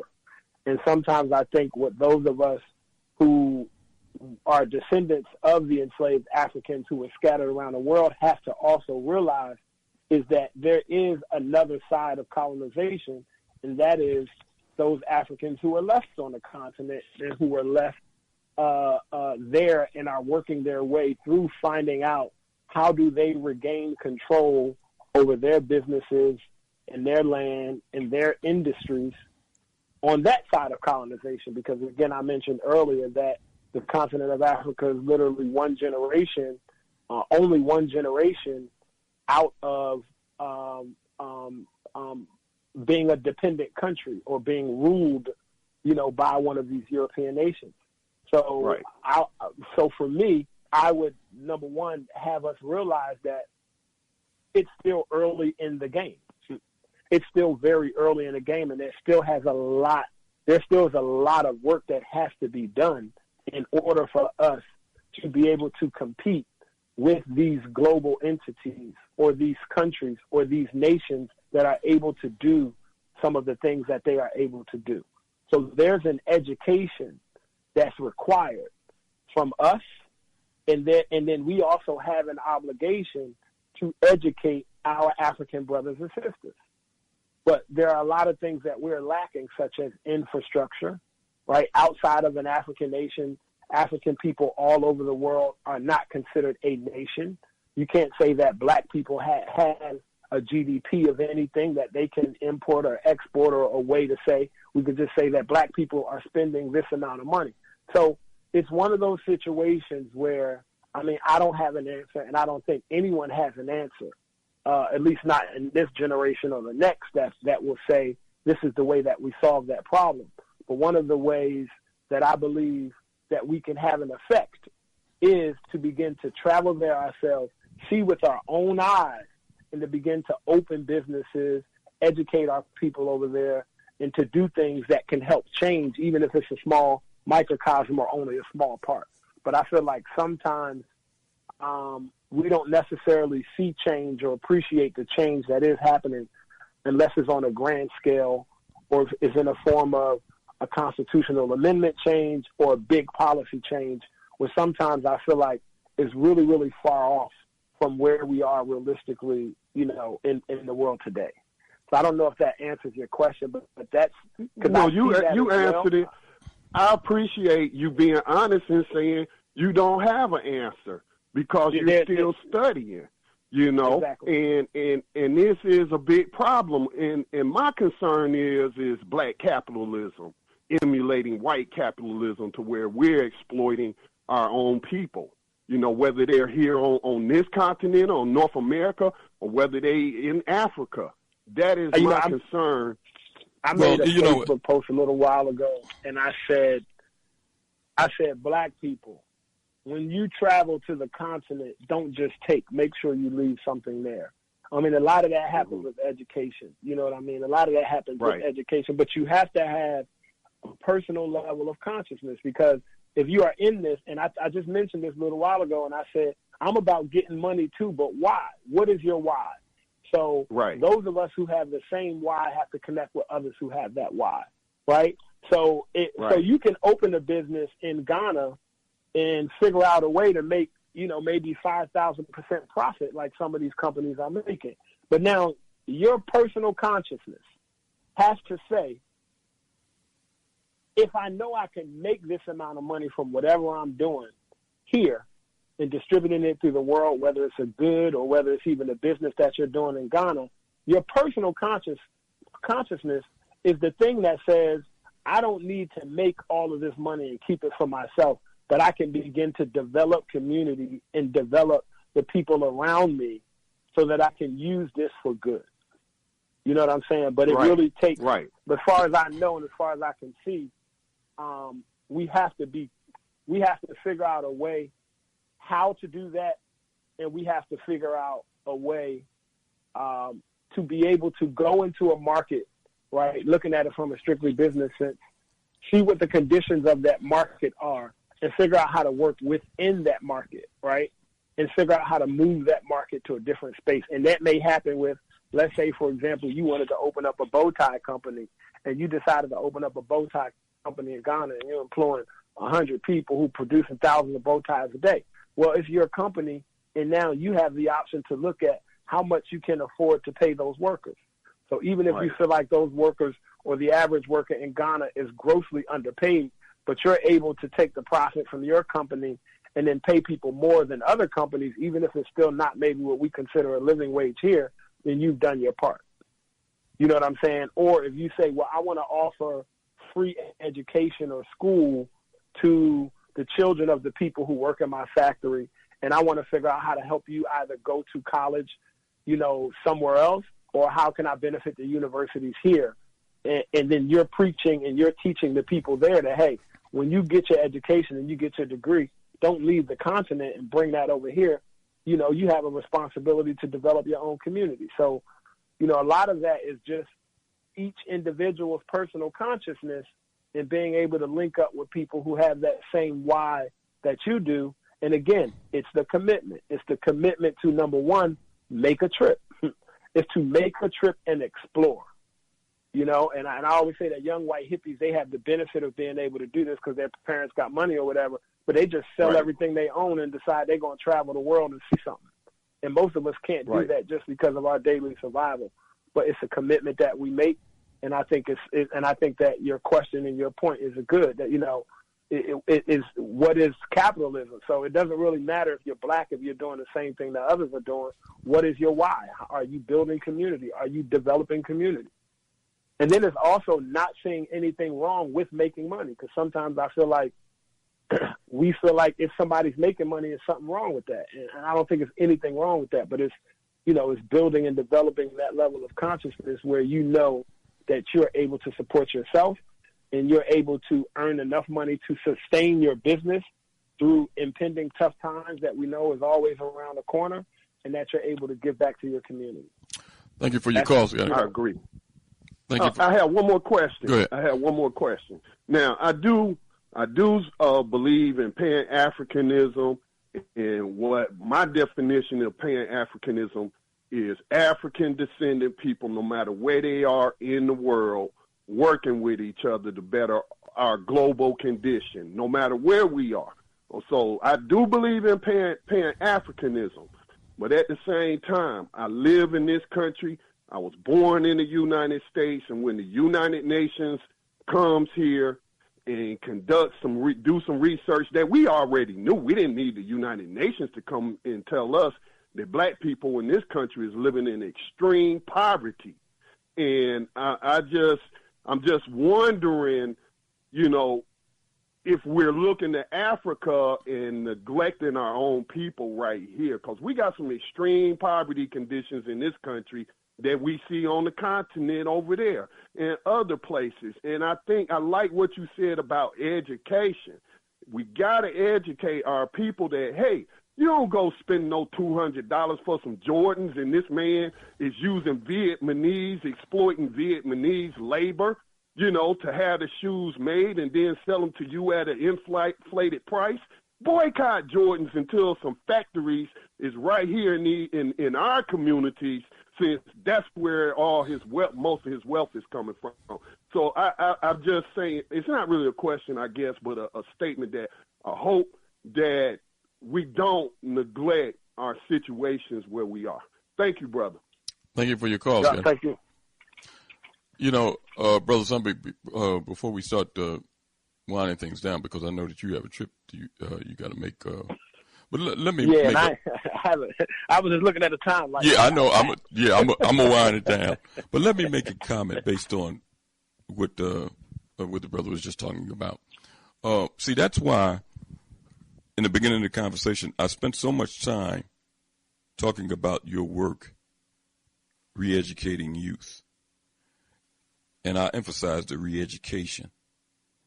When you talked about Dr. Combine, when he was on the program a couple of weeks ago, he made mention, and I don't know whether you heard it, he made mention of having our folks come from the United States and move there with a European mentality. I don't know whether you caught that. I heard it. Okay. See, that's what, when examples are given of all this type of exploitation and using people almost like slave labor and paying them poverty wages, that's a Eurocentric, all that type of exploitation and abuse. Our people didn't practice those things. When we talked 3 weeks ago, Richard, about our people not looking at Kwanzaa as a holiday, but start incorporating those 7 principles of the Nguzo Saba into our being. Those 7 principles don't lead to exploitation and abuse. It don't lead to that type of mentality. But if we go anywhere, whether it's the continent, South America, the islands, with a Eurocentric mentality as I'm going to move here, I'm going to create a business, and I can exploit these people, then sure, that's going to lead to problems. That's why we had to re-educate our minds. We've been poisoned here by this man. It's a poison. And that's not a racist statement. That's a fact. Our people have been poisoned by dealing with this society we live under, full of violence and exploitation. This country was built on violence and genocide. So we can't practice any of this type of crap. That's why we got to spend more time re-educating ourselves first. And you have done that. You've not only in your life spent time re-educating yourselves, but you're passing this down to another generation. That re-education is a first principle. Now you're going to the continent so they can see for themselves. And then business opportunities and investments. So it's steps. You've covered a couple of steps already. But the first step that anybody has to do is to re-educate our minds, because we've been poisoned here. And I don't care whether you're a Pan-Africanist or somebody that's ignorant in the street. And when I say ignorant, I'm saying not stupid ignorant, but somebody that don't know. We all have to practice the re-education of our minds because we've all been affected. Right. So when we realize that we've been poisoned, then we can understand what we need to do to keep our minds on an even keel. I just want to make mention of that because I don't think anybody is talking about going anywhere and practicing the same type of Eurocentric business practices that we're exposed to here. Yep. I just wanted to make mention of that. Let's take another call before we kind of wind things down with you, Brother Sumbry. We'll do it about five more minutes because I know you got to get out of here. Let's go to 602. 602. Yes, Brother Elliott and Brother Richard and Brother Diallo. This is Brother Marcus from Memphis. How are you, sir? I'm doing great. With the young brother talking a lot of sense. You know, that is the solution, brother. You know, because, you know, we join economically with our people and the continent, and we join here economically. We can lift ourselves both up. You see, we can pull up ourselves. You see, you be our eyes in Africa, and we be your eyes here. You know, for those who don't want to leave America, we still trade together. You see, and that's where that joint venture come in. We establish a joint venture with our people and the continent. You see, that we don't have no class, because that's what happened in Liberia and Sierra Leone. You see, that's why they fail, because as the brother Elliott said, they took that European mentality and developed an overlord over them people, and it creates problems. But if we do a giant venture together, we say, look, we're going to pull you up and we're going to pull up ourselves together. Both of us can come up. So the brother, you're right on point. I'm going to definitely network with you, because I have some financing program I have that you can plug into your program too. See, so that's where the network comes in. So definitely I'll continue listening, and the brother, you on the right track. We keep on keeping on. Thank you very much. Thank you for your call. I appreciate it. All right. And I mentioned it. Brother Diallo? Yeah. Listen, go ahead. No, I think it's important because we tend to, I think, sometimes where we are. Oh, wait, so I think we broke up a little bit. Say that again. I said I think sometimes we tend to villainize those who are not where we are. Okay. So those who either haven't reached a level of consciousness where we are, or those who just may need some more education, or, you know, so if you're interested in full repatriation and somebody isn't, then it's like, oh, you a slave. No. How are you going to work together if you call him a slave because he's not interested in full repatriation? For whatever reason, you feel like you want to stay here. So it's like, well, let's find a common thread then. What can we do together? Mm-hmm. You know what I mean? Because you're not going to expect everybody to fully repatriate. You're not going to expect everybody to just say, I'm leaving and I'm never coming back. Yes. And, you know I don't expect that. So, you know, I just know that, hey, look, this is where I am. You know, but I do think that everybody owes it to themselves to at least make a visit.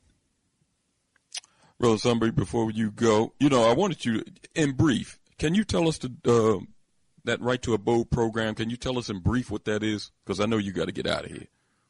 Yeah, I can't actually give you, because I don't want to misquote and I don't want to misinform the audience about it. But I do know, and I forget the exact year, that Ghana, when they released that Right to Abode, it was to say that Africans in the diaspora can come find a home in Ghana, right? Okay. Now, what I can talk about specifically is that there's a group of individuals in Ghana led by a brother by the name of Dr. Hamid Maulana, who I'll actually connect you with on email, because I really think he needs to be on this show. Great. Okay. And he is working with the Ghanaian Tourism Authority, and they recently, in 2016, had 34 diasporan Africans who were granted citizenship.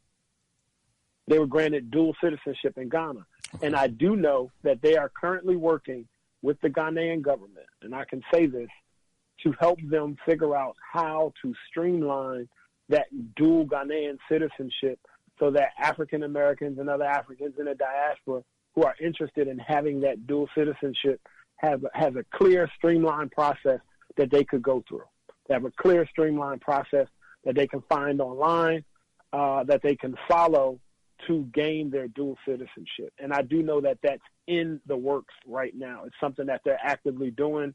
It's a brother who I met when I was there, an elder, and who, after meeting him, I definitely made sure that I incorporated him speaking with all of my groups that I take there in Ghana. Okay.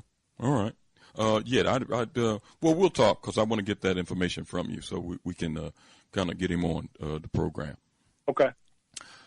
Listen, before you go, brother, give us any information, how the people can contact, how they can get involved and be a part of the tour, how they can donate to what's going on especially our listeners that's in that area, how they can be involved in the Adinkra Group, or like Richard was saying, at least invest in what you're doing. Give out any information you want to before you get ready to go. So you can reach us online at www.Adinkra, Adinkra group.com. When you go there, you'll see the various institutions and projects that we work with regularly right there on the home page. You can email us at theadinkra@gmail.com. You can find us on all social media that way. Whether you send a message through our Facebook page or whether you send a message through Instagram or Twitter or email, we do our best to get back to you in 48 hours. We will continue to maintain a relationship with you all and begin to actually, I was listening to the advertisements and we was on break, and I'm like, we need to put together a commercial. So I will contact you about that, about some paid advertisements to see what your packages are, so that how we can continue to inform your listening audience about what it is that we're doing. Oh, great, brother. That's all a part of Richard. It's family, man. It's family. That's all I got to say. Listen, Brother Sumbry, I'm glad to have you with us this evening. I'm looking forward to getting that other information from you and looking forward to updates, especially after you take the group over there and they come back in March.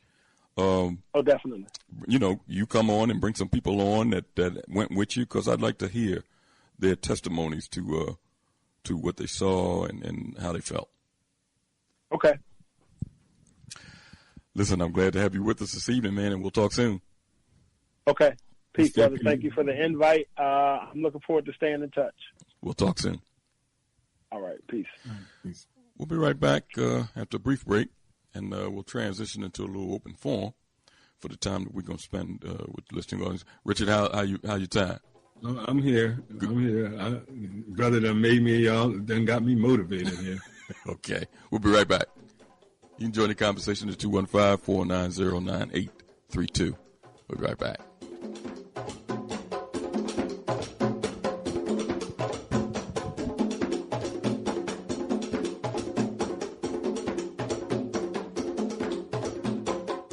You are tuned in to the Black Talk Radio Network. For podcasts and live program scheduling, visit us on the web at blacktalkradionetwork.com.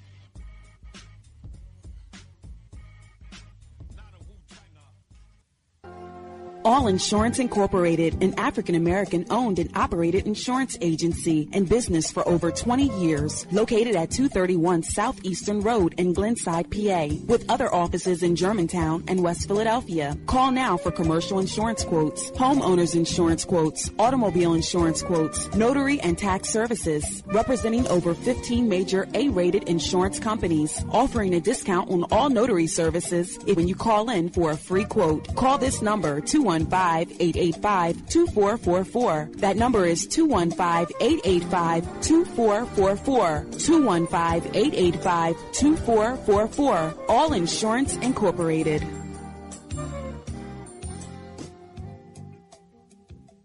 Before your roof becomes unruly, call Dooley. Dooley Brothers, specializing in shingle, rubber roofs, gutters, downspouts, and vinyl sidings. Call for your free estimate today. 215-224-3882. That's 215-224-3882. Dooley Brothers Roofing, the roofing experts you can trust. That number again, 215-224-3882. 215-224-3882. Before your roof becomes unruly, call Dooley.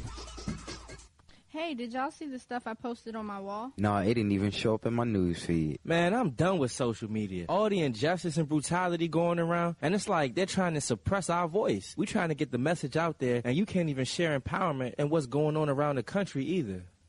No, don't be dumb with social media, though. It's a tool, and there is a place where we have a voice. It's a Let's Buy Black 365 social network. You do anything you would on any other social network. Post pictures, videos, status updates, share resources and community news. But on Let's Buy Black 365, it's a platform for us and by us to tell our messages. Whoa, that's like a digital underground railroad. What's the name of that site again? It's letsbuyblack365.com. Yeah, I heard about that. It's all about networking, and you get points, right? Yeah, the more you network, network, post, and share, the more points you get. Plus, you get points for posting pictures, sharing information, attending community events, and inviting others to network with you on the app. Wow, that's all I need to know. I'm going to go download that app right now. Now, better yet, let me invite you so I can get some points. It's all about empowerment and solutions, y'all. Yeah, that's what's up. I'm all in. Let's do it. Let's share our stories. Let's buy Black365.com. RG Electrical Inspections provides electrical inspections for realtors, licensed electricians, and homeowners. Licensed and insured underwriter, serving Philadelphia and surrounding area. Call today, 484-268-9837.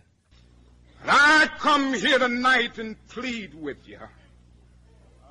Believe in yourself and believe that you're somebody. As I said to the group last night, nobody else can do this for us. No document can do this for us. No Lincolnian Emancipation Proclamation can do this for us. No Kennysonian or Johnsonian Civil Rights Bill can do this for us. If the Negro is to be free, he must move down into the inner resources of his own soul and sign with a pen and ink of self-assertive manhood his own Emancipation Proclamation.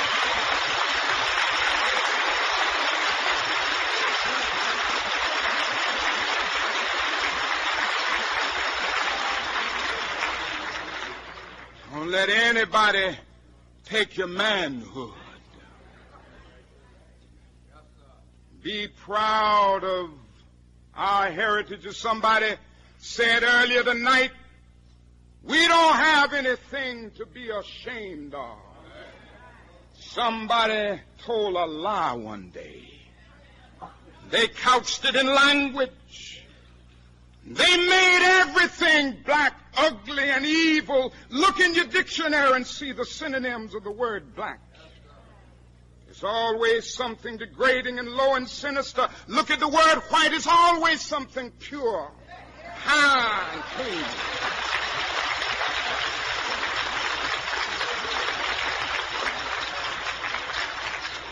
But I want to get the language right tonight.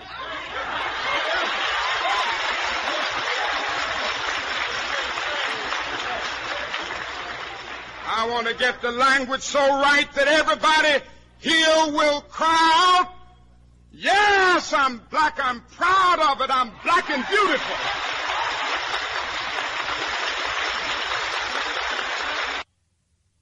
Today our people can see that we're faced with a government conspiracy. This government has failed us. The senators who are filibustering concerning your and my rights, that's the government. Don't say it's Southern senators, this is the government. This is a government filibuster. It's not a segregationist filibuster. It's a government filibuster.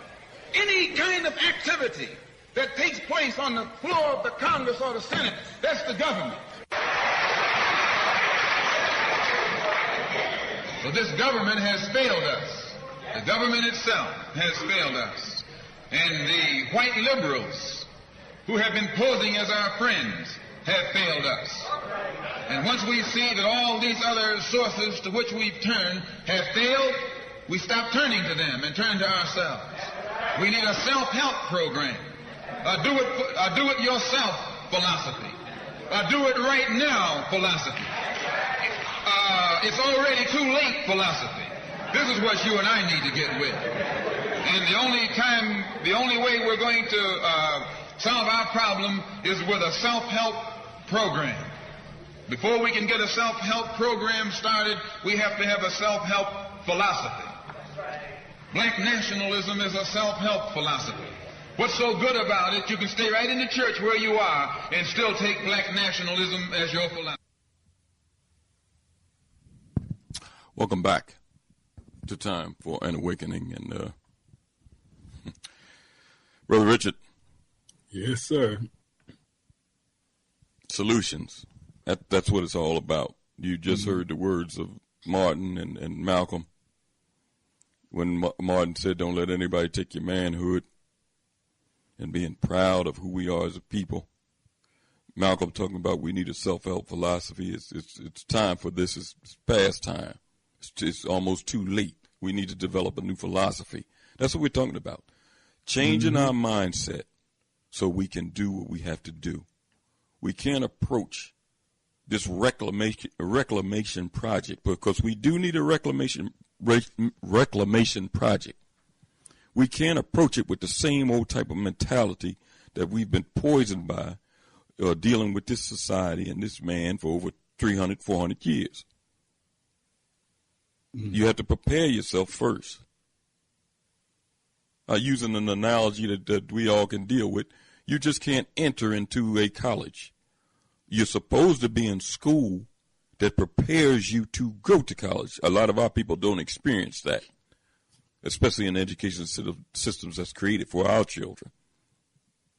But traditionally, and it's only right, that you're supposed to be taking courses, taking a curriculum of study that prepares you for higher education. Well, what we need to do for our people, we need to have our mind mentally prepared to do it. And all of these things we just heard tonight about first educational programs here in the buildings that they have down there in College Park, Maryland. Mm-hmm. And then an extension of that, traveling to the continent, finding out your DNA, finding the nations that you're from there, and then looking at other things, business opportunities and investments in your own people. It's stages of that. So believe me, if you're going through this vetting process, because that's the way I look at it, if you're in it for another reason, if you're in it to exploit, if you're in it just to make money, if you're in it to set up some type of foolishness that they have here and then transfer it over there, then all of that will be exposed. We don't need that type of mentality. We got enough of that here. And believe me, they have enough of that over there. And it's work being done here to disassociate ourselves from these type of charlatans, traitors, toms, whatever word you want to use. And they're doing it on the continent. You see the messages all the time. We just got to develop more of a way where we can be a little more forceful in divorcing ourselves from these people because they're hurting us. Richard, that's why I liked the process as an example, because, as you say, it not only becomes a vetting process, of a value clarification process for, young people, but what he described was how even with his own family, the vetting, the value clarification, the interconnection became as a part of even close to your own personal family. And then that being generating to be able to bring more people through, because that's that type of development. That's the process for that type of development. Because the question that you're asking is, how many go and, when he described how he was touched at 14 going, but if it wasn't for his family, his mother, setting that process up and having that extended family, he would have never been touched. If he wouldn't have been touched, look at the families he's touching now. Now, that ain't in 50 years. That's, and I don't know, but it doesn't seem like you can give it maybe 20, 25, 30. But we done moved into 2 generations now. Not only him, not his children, and extended family. Yes, that's the beauty of when you talk about the vetting, because all who go through and get their DNA, they ain't going to stay, but there will be some, and as he said, someone's going to want to get that bug and want to live there. Like me, because the weather, we can't deal with the weather here, but okay, maybe that shouldn't be the only means. But, and others will want to stay here, but they'll be value centered, as you say with that Nguza Saba. They'll be culturally centered. They'll know what I call classical African music. That drumming and dancing, that's classical. Not the European Mozart. They call that classical. But classical African music relates to storytelling, information dissemination about how our culture came into being. That's what they're teaching. Mm-hmm. They ain't teaching that in public school and charter school. They're teaching that in that class where they're doing that drumming and dancing. You know, it's interesting that they had Baba Dr. Charles Finch there at their yesterday event they had. And Dr. Finch's whole thing is about how our culture is centered in knowledge about the universe, how the universe began, how human society began, since human society began in Africa, amongst African people. The value systems that Africans came to discover that was the best way to create harmony that was in relationship to the cosmos and in relationship to our social order. That's what the Ma'afa disrupted. That's what we're bringing back together. And these kind of entities that Brother Sumbry is pulling together and the Brother Kamban and, Sister Nataki, these are two generations. These are the ones we see. There's others out there. Yeah. It's people doing this work, Richard. I mean, listen, we can't buy into the narrative that this man puts out about our people not doing anything and we just sitting around. And it's people out here doing this work. We try to utilize the medium that we have to showcase the people out here doing this work, not just proposing ideas. I think we can do this. Why don't we do that? No, these people that we're bringing on, Richard, they are doing it already. And the thing about it, Richard, that I noticed that and need our support. Yes. But when they're doing the work, all of a sudden they link up with other people that want to do the work and help them expand what they're doing. That's right. When he said that he made a partnership with African Ancestry.com, all of a sudden the director of African Ancestry.com said there's a meeting here with some Ghanaian tourism, and I want you to meet them. Mm-hmm. Then all of a sudden, this partnership. He talked about before he left advertising with Time for Awakening. See, all of this stuff starts to link up when you're doing something to try to help your people. That's and I don't even know if I'm supposed to do it, but I was thinking about uplifting us and Sister Nataki, and what 365, Black 365, all of these here entities. And as you say, this platform, our communicating and being able to bring in dialogue, it's another part of that vetting.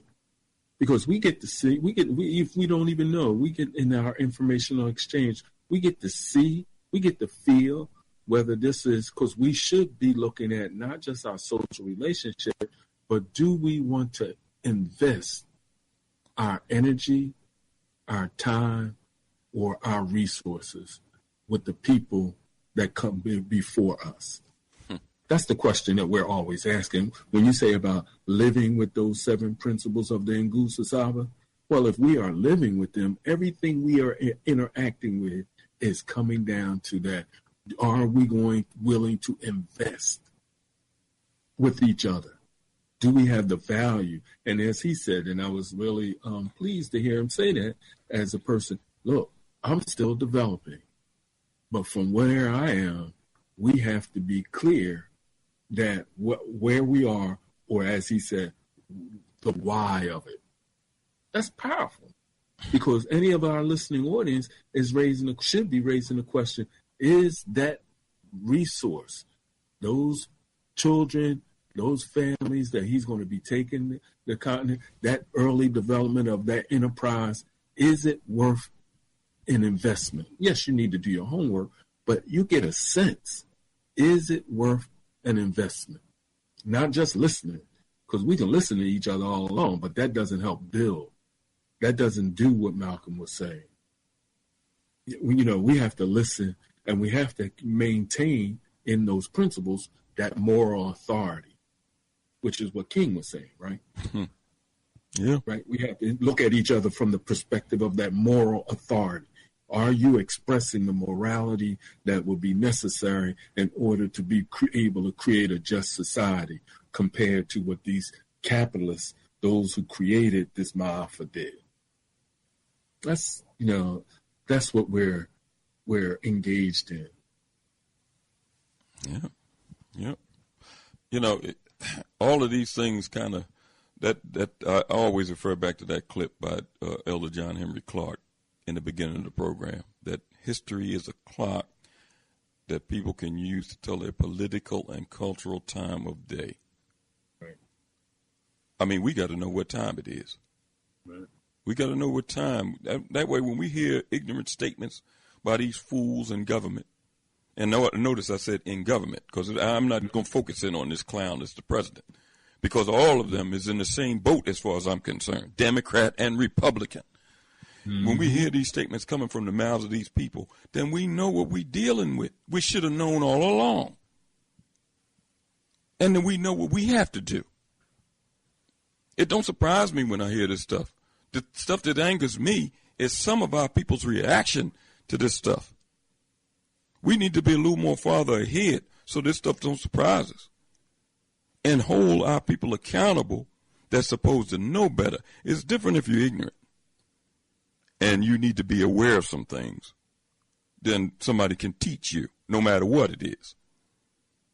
But for somebody that knows better and knows and decides to do the opposite, our people got to start holding these people accountable. Listen, this president was holding some type of acknowledgement of Dr. King, I think, the other day. And he had a bunch of black folks up there. Looked like about 10 of them in a line, because after he was done, he started walking down the line shaking their hands.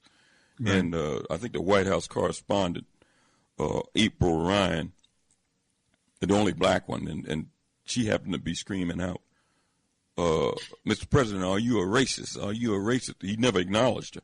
But he kept on going down the line shaking hands to the folks. Now, the first one that was standing beside the podium was Martin Luther King's nephew that was standing up there with Trump. Now, I'd never seen him before. He just popped on the scene. So I don't know whether in his mind he figured, well, my aunt, or who was that, Martin Luther King's niece or something, that's a Republican that backs Trump. Well, maybe he figured in his mind, look, my niece is benefiting from this. Maybe I'll come out. I'll be on the podium, because I don't know where he popped up. I didn't even recognize his name. His name is not King, but he's Martin Luther King's nephew.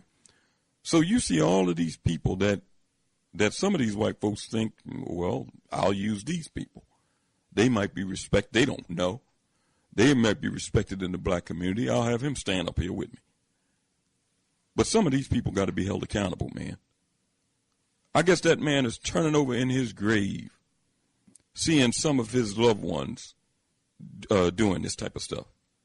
He spent his life trying to help our people, and especially after he received his awakening, maybe the last couple of years of his life, when he told Belafonte, I think I incorporated our people into a burning house.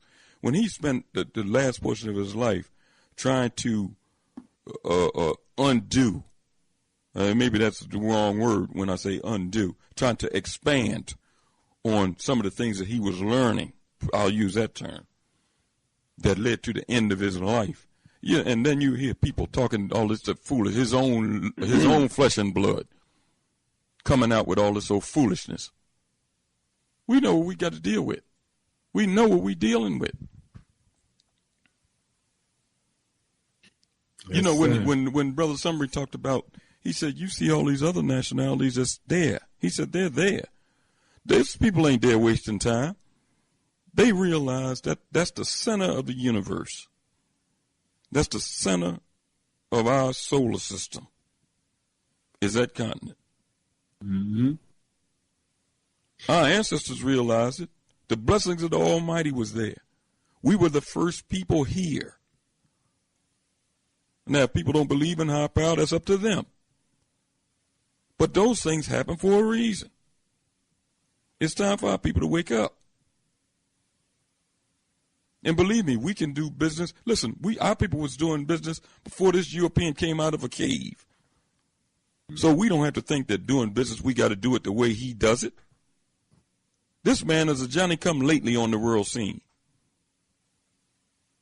We need to do business the way our ancestors did it, with principle and dignity. And it can be done. Yes, it can. We got a call or two on here. Richard, I want to read something here. And it deals with, we touched on it Friday a little bit. But, they put out those unemployment figures about 2-3 weeks ago and talked about black unemployment being the lowest since they've been keeping these statistics. I think in 1972. And the unemployment at that time was 11.2%. So black people have been dealing with double-digit unemployment for 40 years. Listen, white folks wouldn't deal with 1 year of double-digit unemployment. It would destroy the economy. So it has destroyed black folks' economy, the economy of their community. But let me read this because it dealt with that ruling that happened because Richmond, Virginia was a test case. Well, not a test case. When they struck down that affirmative action in Richmond, it kind of spread all over the country because they do different things with different laws to see how it flies, and then other localities and other states adopt it. But let me read this, and I'm gonna tie it all in together because they talk about this black unemployment rate, and that was in December. So when the new statistics come out, you can see that it'll go back up to almost where it's been for the past 40 years. But that's not my point. Let me read this, and this was from a published report in the New York Times, and this was in 1989. Richmond, Virginia, January 24th. All things considered, a case may be made that this city no longer qualifies as the capital of the Confederacy, at least not in the old sense. The city's hotels and restaurants and schools have been integrated the better part of 2 decades. The mayor of the city is black. The city council is predominantly black. And in recent weeks, a black has been admitted to membership in the Commonwealth Club, a private social enclave that has long been viewed by civil rights activists as Richmond's ultimate bastion of unreconstruction. Now there's another measure of just how far Richmond has progressed down the civil rights path since Grant burned the place down almost 125 years ago. On Monday, the United States Supreme Court ruled that the city has gone too far in requiring that minority businesses be awarded at least 30% of all city contracts. The decision came as bitter and ironic blow to Richmond's blacks, who accounted for over half of the city's population. The contract requirement, similar to requirements found in other major cities, counties, and states around the country, was one of the early steps taken by the city council after blacks first took control almost a decade ago. But now I worry. We've been making good progress in race relations in Richmond, but now I worry, says Henry L. Marsh III, a black member of city council, a mayor and a veteran civil rights lawyer. Like many black leaders, Mr. Marsh considered economic progress to be the biggest problem now facing blacks, not just in Richmond, but elsewhere in the country. He and other black leaders argue that affirmative action laws, like the ones thrown out by the Supreme Court, have proved to be one of the best ways to assure black share in America's economic dream. Now, this article was from January 25th, 1989 in the New York Times. And it talked about what happened in Richmond when they took that case to the Supreme Court, and how that the affirmative action laws required at least 30% of all city contracts go to minorities. And the mayor at that time said, well, I worry how this is going to work out. Now, let me read. Now, this was in 1989. Now, this what I'm reading now is a couple of years old. So take that into account when I'm reading, because the stats haven't really changed much. It says, after the Supreme Court ruling, now to remind you, I'm reading from 2015. The initial article I read was from 1989. It says, after the Supreme Court ruling in 1989, black municipal contracts in Richmond fell from 38% to 2% in a city that is 58% black. But now, in a city at that time was 56% black. Now it's 43%. After the ruling, Philadelphia contracts fell from 25.2% to 3.5%. In Tampa, minority contracts ended altogether, so they didn't even have a percentage. In New York, it fell to 5%. In Chicago, it fell to 8%. In Memphis, it went to 5.8%, while white contractors get 88.32% of the contracts. In Dallas, it's 0.63%. Now, I want to finish that, but I'm going to stop there a second. You see that the affirmative action laws allow blacks to get contracts in a lot of these cities. It mentioned that in 1989, when it was passed, that blacks had 38% of the city contracts, even though they was well over 50% of the population. 38% is low as far as I'm concerned. But it fell from 38% to 2%. And then it gave a sampling of other cities where after they seen that law pass, they did the same thing. Philadelphia, from 25% to 3%. New York, 5%. Chicago, 8%. Memphis, 5%. Whites get 88% of the contracts. Dallas, 0.63%. In Tampa, it ended altogether. So that shows you that in order to start building wealth, it ain't about a job. And a lot of these jobs ain't even paying livable wages with no benefits.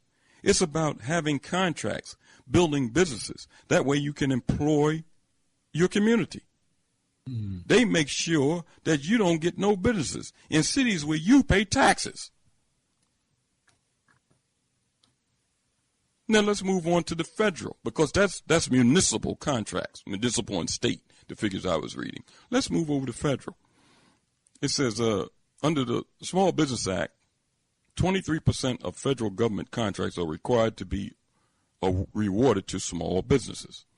In 2011, for example, out of the budgeted $4.77 billion, $109 billion worth of government contracts went to small businesses.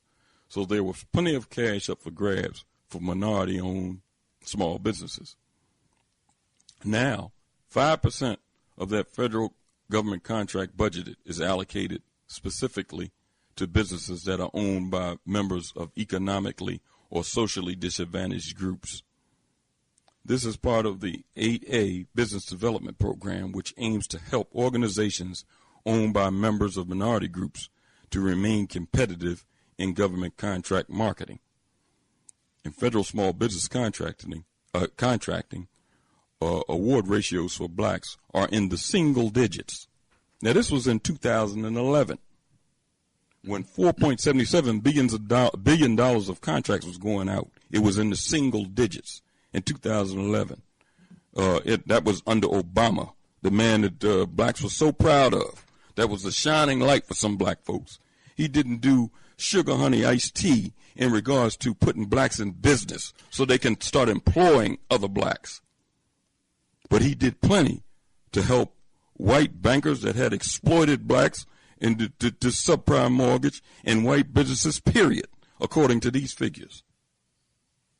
But to some blacks that are ignorant of what this man did, they see him as some type of shining light, a messiah. I don't know what they see him as instead of what he was. Now let me finish the article. Small businesses, called the drivers and engines of growth by President Obama, attracted about $98.2 billion in government awards last year. Now I'm reading from a 2015 article. According to the data compiled by Bloomberg News, Black-operated businesses won only 7.2% of that figure, which comes out to $7.1 billion. Contracts for black-owned small companies declined about 1% the fiscal year that ended September 30th. Still, black small businesses are playing catch-up, following sharp contracting declines in fiscal year 2011 that outpace those of small businesses and other companies. Awards to black-owned businesses plunged 6.5% from fiscal year 2010, more than 4 times the decline of all other contracts. Harry Alford, chief executive of Washington-based National Black Chamber of Commerce, said the percentage of small business contracts going to black-owned firms should be double what it is now. The census data showed that almost 1 in 4 black households live in poverty. The poverty rate among African Americans is 22%, more than triple the poverty rate of whites. Now, it mentioned that the black small businesses plunged 6.5% from 2010 fiscal year and had declined 1%, had rose 1% going in 2011. So black businesses received a devastating blow under the Obama administration. And from 1989, that almost killed black businesses as far as getting municipal money in these cities and where they live at and pay taxes. That's all the more reason why we need to start a mentality where we can go somewhere else and start developing businesses. That's the lifeblood of a people, where they can employ their populace.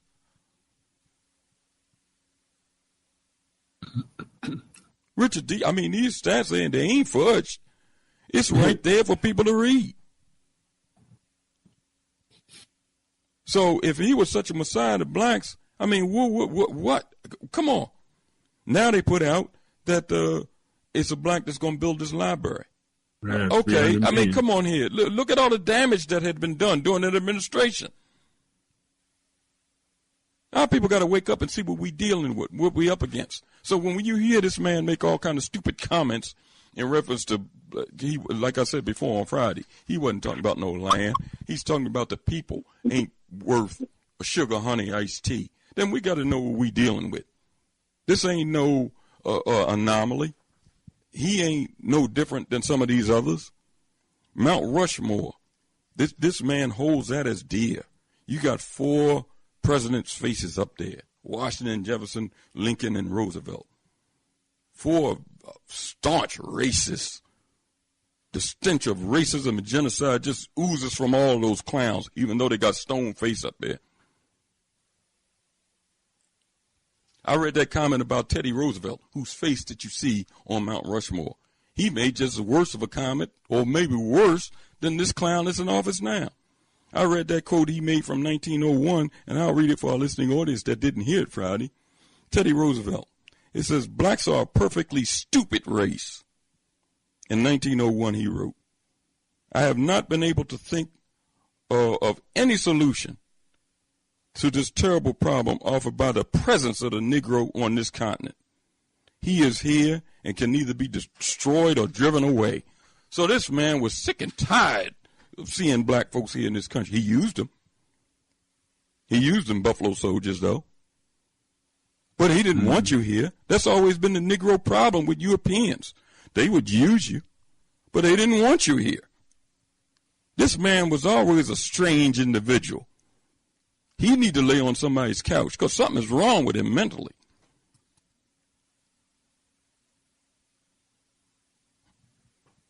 Teddy Roosevelt, his comments was just as worse as this clown. Jefferson, he's another one. Let me read you some of the comments. He made a whole litany of comments. This darn pedophile, slave-holding, racist. Couldn't wait to jump in the bed with a 12-year-old young black girl. He had old white wife. I guess he was tired of seeing her ugly face. He figured he'll jump into bed with a child. Let me read some of his comments, Richard. His face is up there on Mount Rushmore, too. And I'm going to just read some of the quotes. I won't read. It says, Jefferson does not portray slavery or slave holders in a particularly positive light. Observing how the practice arms both manners and the industry of whites. This is his comments. No man will labor for himself who can make others labor for him. But in the tract most infamous passages, he puts on his amateur anthropologist hat to make some startling observations. Citing skin color as the most obvious distinguishing figure, Jefferson argues that a slave's darker skin pigment makes them less transparent, noting that his immovable veil of black covers all of his emotions. As for the appearance of whites, he argues that their features, including hair, makes them more sexually appealing, claiming that black people are sexually attracted to white people as uniformly as the presence of an orangutan for black women of his own species. So he going to say that we crave white women. Well, some of these ignorant ones now do. But he's saying that, a craving of a black woman is almost like somebody craving an orangutan. Well, he couldn't wait to jump into bed with a 12-year-old child. She wasn't even a grown woman, a 12-year-old child. He couldn't wait. That old racist, homosexual pedophile couldn't wait to jump into bed with a 12-year-old girl. Let me finish reading some of his comments. But Jefferson goes on to propound some other further truths that what he considered black that are neither truth or self-evident. The catalog of slave biological inferiorities also include observations like a very strong, disagreeable odor. They require less sleep.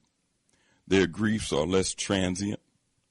Not only in their imagination are they dull, tasteless, and anomalous, but in every way they're much more inferior.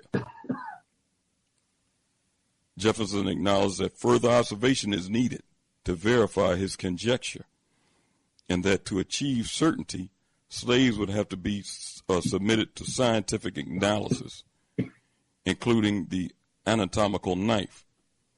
But the conclusion he draws, one just justifies American slavery, but unmistakably clear, it is not their condition then, but nature, which concludes that he should be a slave. I mean, so, listen, people only have to be surprised by Trump's comments. Some of this man's founding fathers was just as much racist as he was. Democrat, Republican, it don't matter. The thing is that matters is what we going to do. We're going to keep chasing this dream of integration and assimilation like some of these leaders been pushing, that's been coming out that wasn't even our narrative in the beginning. Or we're going to start talking about freedom and sovereignty from this man. That's the conversation that should be had. There's no other conversation that's even relevant as far as I'm concerned. Conversations centered around freedom.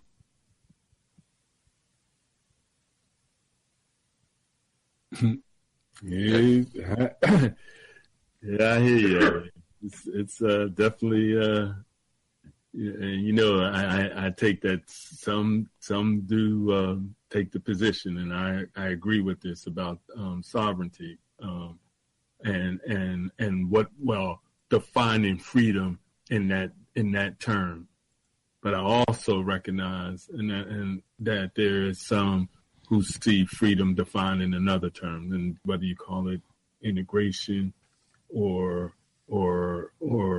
assimilation or whatever. And in this moment, I think I left Friday, I didn't make it clarify, but it's always been a part of my thought these are two different projects that Africans have initiated in based off of this Maafra. And both of them think that that's the best way. But I kind of, so it's to be seen. But as I used the metaphor Friday, like watching for those who believe that they're supposed to, because we have an entitlement to citizenship that we fought and died for, that they believe that the society is going to really look at giving them something. I don't think that that's something that's just going to happen. So, but that's what I think. But it's to be seen, whether that's to be true. Let's go grab a couple of these calls and see. Let's go to Newport News. Newport News. Oh, gentlemen, I'm just really listening in. I'm getting educated. I'm trying to find that quote you did from Roosevelt. I was researching it. Teddy Roosevelt. Teddy Roosevelt. Say that again. I said I really appreciate the work. I'm learning a lot tonight. I'm trying to find that quote for Roosevelt. I'm searching through it now. Oh, okay. All right. Yeah, according to published reports from 1901, where he said blacks are a perfectly stupid race. He said, I have not been able to think out of any solution of this terrible problem offered by the presence of Negroes on this continent. He didn't even want you. I want to add one thing before I depart. I brought it up with Cynthia McKinney. I'm older, I think, than most of you. I'm 64. But I've been looking at the last 15, 16 years to seeing how much these NGOs and multinational companies are dividing up the continent of Africa. I mean, like when I put up Cheryl Mills. Cheryl Mills was the front lady for Foundation. And I put some stuff in your chat room so you can see what I was talking about. Mm-hmm. They have a concerted effort to break that continent up in regions that is phenomenal, breaking it up in West Coast, East Coast. And Cheryl Mills runs a place that really, when you go to her website, if you Google it, you get a chance, Black Ivory Consulting, you'll find out she works for BlackRock. And when you start searching all of that, they're backed by Saudi investors and everything. They're talking about a 20, 25-year plan for the power systems, the airports, the infrastructure, everything on that continent as though it was theirs. I'll try to send you some information on your email. So my worry is not so much what y'all are talking about, cooperative work with us on a smaller scale. Mm-hmm. I'm talking about these multi-billionaires are breaking this continent up as though it was the early days of the U.S. continent. But I think that even though that being true, and I've seen that too, and been watching that development too, especially when you look at South Africa, and especially if you look at the telecommunication industry, and if you do go back to '72, when from that period when it was about the oil and mineral rights that they wanted to get a handle on, that there is also indigenous Africans. In that, and I really only have one, and he got killed, the Nigerian, 5 minutes. Abiola, out of Nigeria, who was a billionaire, who recognized that they're dealing with Africa. Africa should be developed by African resources should be developed by Africans, and wanting to continue that Pan-Africanist project, which is another part. I mean, we have to put it in place. So even though that those interests, and I don't disagree with you, and I do see that, especially again with the telecommunication, when they started putting the cable works in order to deal with the communication system under Africa, it was American corporations that did that. All I'm saying, there is resistance there. And that for them, for the quote unquote multinationals that used to be national, that, that is still no new thing from the 1884 dividing up the continent. So we're not talking about something new. Brother Rich, Yes. What I'm saying to you, I don't mean to cut you off because I got to go and I want to get this in. Yeah. I'm going to send you some information if I can, if you stick your email or something. I'm telling you, it's much more advanced than what we thought because they're making it a collaboration between other countries. Like I said, they're using the Saudis for the funding so they can get around the government involvement. And it's becoming privatization of breaking up that continent. Right, so but that's why they wanted to get Gaddafi out of it because Gaddafi realized that, and he was anti-Saudi. And if you looked at the UN when he was at the UN in New York, he spoke bad about all of them. So I agree that it is private. And my point is, they're structuring it so it becomes the same thing we have here in America. If you look up the richest Africans, you'll find out one of the richest people in the world is a Nigerian. But in that country, just in the last 18 months, 35 million more Nigerians have fallen into poverty. So I'm not trying to argue or debate it. What I'm saying is, I said the thing of the economic hitman so you can get an idea and read through it. I read it back in 97 when it first came out. But what I'm saying to you is, they're a lot more sophisticated than what we're looking at on the surface. And a part of going to Africa, if you're going to go there, is also to let the Africans know what we've experienced here. The details matter. Every collaboration with these white people is not necessarily a partnership. Usually it's something to get you indebted, and they have 20 and 25-year plans where they get you indebted. It appears that you're doing fine. Then they pull the financing and do the very same thing they've done to this population. Put you trillions of dollars in debt, then you're beholden to them. Mm-hmm. I appreciate your work. Thank you for your call, Brother.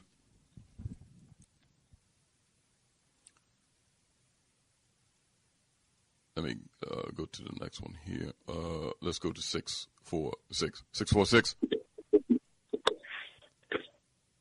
Hey, Brother Richard and Brother Elliott. Hey, Richard, how are you feeling this evening, my good brother? I still got this cold.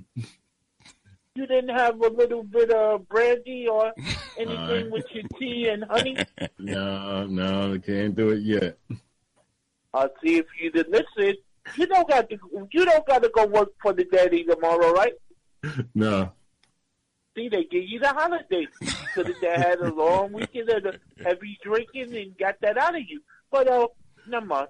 But listen, Elliot, I really got a problem with you this evening, Elliot. What happened? Why you trying to take my white woman away from me?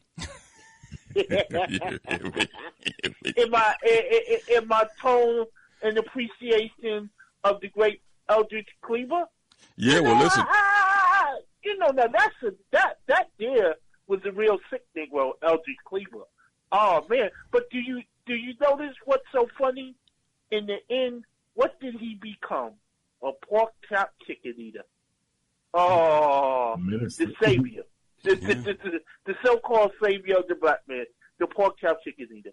Unbelievable. But listen, your guest earlier this season, I had to step away, so I didn't hear him till the end. But he was very good from what he was saying. And like he was saying, we do have to take into serious consideration of us looking homeward bound and trying to do something homeward bound because, in all honesty, it's basically a wrap here for us, I think. I really don't think, truthfully, that we as a people, because of our love of this cracker, are going to move forward to liberate ourselves from his clutches. The more I'm looking at it, the more I'm seeing it, the more we try to make excuses to be loved by him instead of calling him out for what he really is. It just becomes more and more apparent. I mean, some of the Negroes that they had on television this week defending that cracker Trump is just amazing. Well, listen, you got to be special. Jay, that's what turns my stomach when I hear. Yeah. And listen, I know where they're coming from. When I say I know where they're coming from, I know their motives, and it's all about money. Basically, it's all about money. But when you hear these people that are intelligent, they're intelligent. They're all college educated, degrees. Some of them attorneys. I mean, they're not somebody that might not know. They're intelligent. When you hear them try to justify and rationalize, they got this one guy that comes on. He loves to get his face on TV. I think he got a little problem here. His wrist might be a little limp. What's that guy's name? Denard. I know you. Come on, man. He used to be a liaison. About him. He used to be the liaison for Bush, the black liaison under the Bush administration. And I guess he's trying to buck for that job under Trump. Man, he can't wait to come on. He's not broken rich though. He got a nice little black girlfriend, B. Oh well, maybe I'm wrong. Yeah, no. I thought he was broken rich too until I saw a couple of his posting and stuff like that with this sister, and she basically confirmed that was her boo. But he's a real simpleton degenerate. But you know who I blame for his existence on that stage of CNN? I blame Roland Martin for that, because he was bringing that Negro apologist on for the Republican Party on his TV One show. And that's what led to him being a contributor on CNN. Just like that Nicholas Angela Rye, who everybody loves, and Simone and the rest of them. They're really nothing but plants to confuse us as a people and to keep us integrated or trying to feel as though we are integrated into this madness. You know what I mean? And I don't care what nobody say. Joy Reid is a prime example of that. I mean, people really get off and feel like she's doing something with her supposed clapback. But you know something? I noticed today when this white woman got on there and started talking about Hillary Clinton and what she's done in regards to Haiti and stuff like that. Oh, no, she had to jump at the defense of that white woman, Hillary Clinton, to no end. And you've had the sister, I know I'm going to get her name wrong, from Haiti on your show at least 2 times that I done heard her, that done pointed out the dirty shenanigans of Hillary Clinton. Mm-hmm. Yeah. You know what I mean? I think it's a Zal or something like that. Yeah, Zilly Danto. Yeah, that's her. Mm-hmm. Yeah, she's been on your show. I've heard her 2 times point out. I've listened to Utrice Lee's show where she's had a white boy come on and basically line everything out that Hillary's foundation has done illegally. You know what I mean? So the information is out there. They just choose not to address it and deal with it. And for some reason, because of our sickness, we just totally believe that, she's the best of the best and she's what's good for us. But hey, the reality is, what your boy basically told black people is, you sugar on the iced tea. That's what he was saying to you, in reality. Yeah. You know what I mean? But we want to assume that what he's saying is racist. No, that it is racist in a sense, but it's the culture and the feeling that America truly, honestly has for you. Exactly. You know what I mean? See, what happened is, because in all honesty, black people are so marginalized, and he understands that I could say certain things to throw black people off track anytime I want to. But what I'm really doing is my attack on the other minority. See, that's the sinister thing. Because I don't know if y'all know this, but I know y'all are clear and have an understanding. DACA is finished. Mm. You see what I'm saying? Mm-hmm. DACA is finished. Now, is that going to lead to the government being shut down? Let me tell you this. The way I call it is, no. And if it is going to be shut down, it's going to not be shut down long enough to do any damage. And the Democrats are capitulate to get the government back up and running, and DACA is going to be finished in the process. But, you know, so-called minorities ain't peeping that game, so they're going to let it happen. And when it happens, they're going to try to blame the Republicans for it, which in actuality they are, but they'll never say that the Democrats are complicit with it. You see what I'm saying? You know, it's that game. But in the process, the damage has been already done. It's just like the whole thing. I don't know if you noticed what happened with the carrier company. You know they're going to Mexico, right? Now, Trump told those people that they wasn't going to lose their job and that carrier was going to stay there. You know what I mean? Nah, it ain't happening. Now, the white woman, I saw a little thing on Facebook where the white woman is heartbroken because now she done lost her $18 an hour job, and there ain't no prospects of her finding another job that pay that much in where she live at, and now she's gonna be, you know, in a destitute situation because she was living from paycheck to paycheck like most people do. But see, nobody puts these things in context. It's always an out of context position with Americans because basically, in all honesty, most Americans are stupid. They believe in the system that is going to be somewhat fair to them. Whites do, mostly. Blacks, they just want to be part of the system. So whatever happens, they just feel as though it's supposed to happen. It's deep, man. We in a lot of trouble. And like I said Friday night, we even got to figure out how we're going to build community. We need to figure out how we may have to, people like ourselves, may need to find some place like Jackson, Mississippi, and do our thing. You know what I'm saying? Mm-hmm. Because if we don't, we just gonna be in trouble, or we're gonna have to figure out how we're gonna go back home. You know what I mean? Because I also was seeing that a lot of people are not talking about it because of what's happening with this new tax bill and certain things that are happening in the country, revenue-wise. Pensions are about to be attacked. I know I was talking with my boy last night from California, Jerry Brown, talking about cutting pensions. You know what I'm saying? Now, certain places, right. So certain places like New York, you know, they feel as though their pension ain't going to get cut.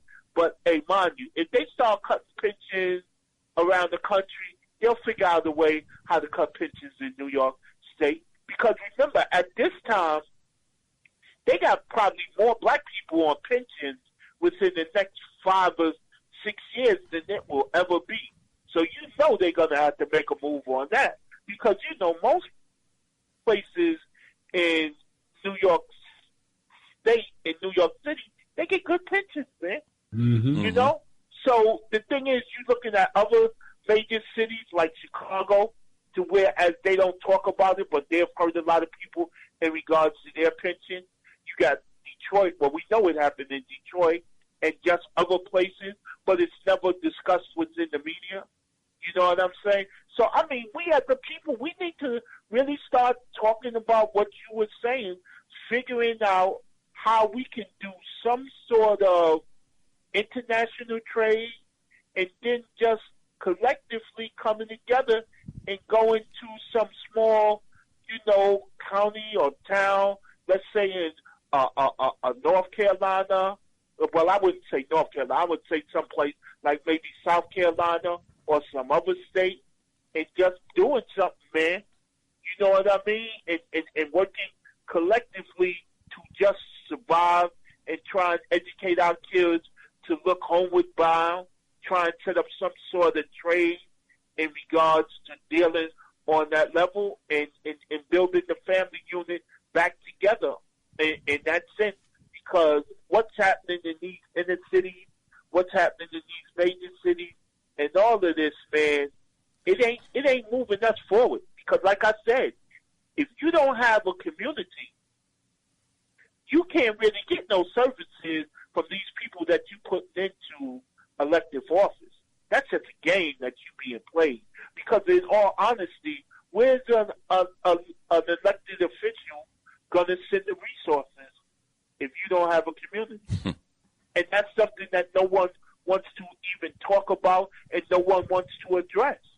And we're going to have to start putting that out in there. Because, listen, if you got a place like Jacksonville, Mississippi, hey, man, you know, we at that position that is in retirement, you understand what I'm saying, or whatever, we may need to collectively go someplace like Jacksonville, put together our economics, and work collectively to try and do something, man. You know? Because, you know, you're right. We at this point, when we retiring, you know what retirement is like. Man, you just want to chill out, sleep late, eat good, enjoy your sports, or listen to your radio and just chill. You're not looking to get up and go to work. Now, we may just have to collectively come together and do that and bring our grandkids and our kids there if we can sustain them, educate them, and maybe try to figure out how we can do some sort of trade between here and the motherland to generate income to build, and then take it from there and try to do something with the young kids to get them to be able to collectively do something, to start some type of businesses or try to do something to the point to where as they'll be able to sustain themselves economically, because it ain't happening here, bro. It's just not the reality that we face it, because the resources for black people in this country is diminishing, man. You know? So I don't know, man. We gotta start to put some things into a planning stage. We may need to put together some think tanks. We need to definitely back away from this whole so-called democratic process that we feel or we think is going to lead us to some sort of freedom, because it ain't leading us to nothing. And you know, in all truthfulness, we're not really getting nothing in return. Oh, because absolutely not. I honestly don't think if Hillary Clinton was in office, things would be that much different, because she's a warmonger, man. She's an animal. She's had her hands on more deaths home than most white people have had. She's just not going to say a sugar honey iced tea hole, and she's just not going to be as blatant racist as this Neanderthal they got in office now. You know what I'm saying? But the results will be the same. There's no telling. Mm-hmm. You know, no telling what she may have done since she's been in office, because remember, she's embedded to those that he's embedded to on the same level. You know what I mean? It ain't like she don't owe favors or didn't owe favors or anything like that. You know what I mean? It's just, you know what I think it is? It's the presentation of her racism and her agenda towards black people is like Obama. It was just a little bit smoother. You know what I mean? But if you really study the policies and the things that Obama did, he was just as wicked as the last one was. You know what I'm saying? He wasn't that much different than George Bush in regards to his policies. His job and what he did was continue to do what? To grow the empire. He never, ever, ever redressed the problems of the black community. Did you or I know of any one person from the banking crisis go to jail? Did he straighten out the banking situation to whereas what happened in 2008 can't happen today, which is leading towards that that type of crises again.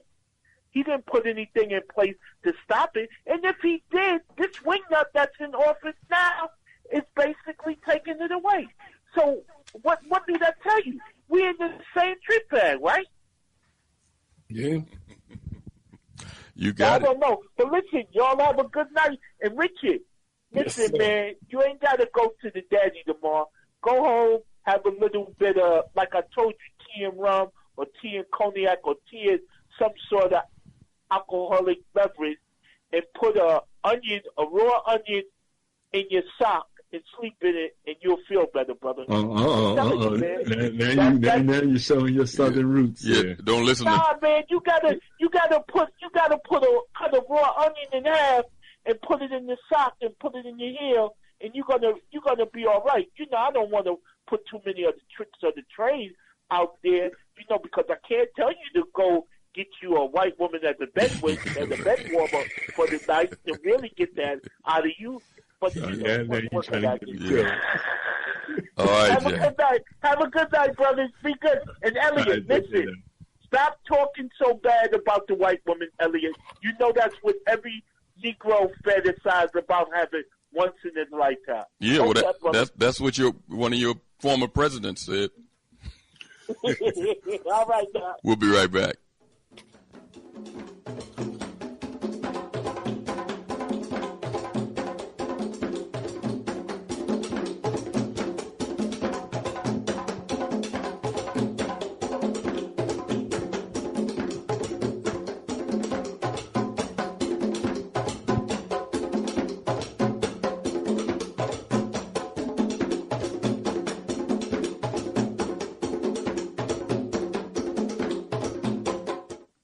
Tuned in to the Black Talk Radio Network. For podcasts and live program scheduling, visit us on the web at blacktalkradionetwork.com.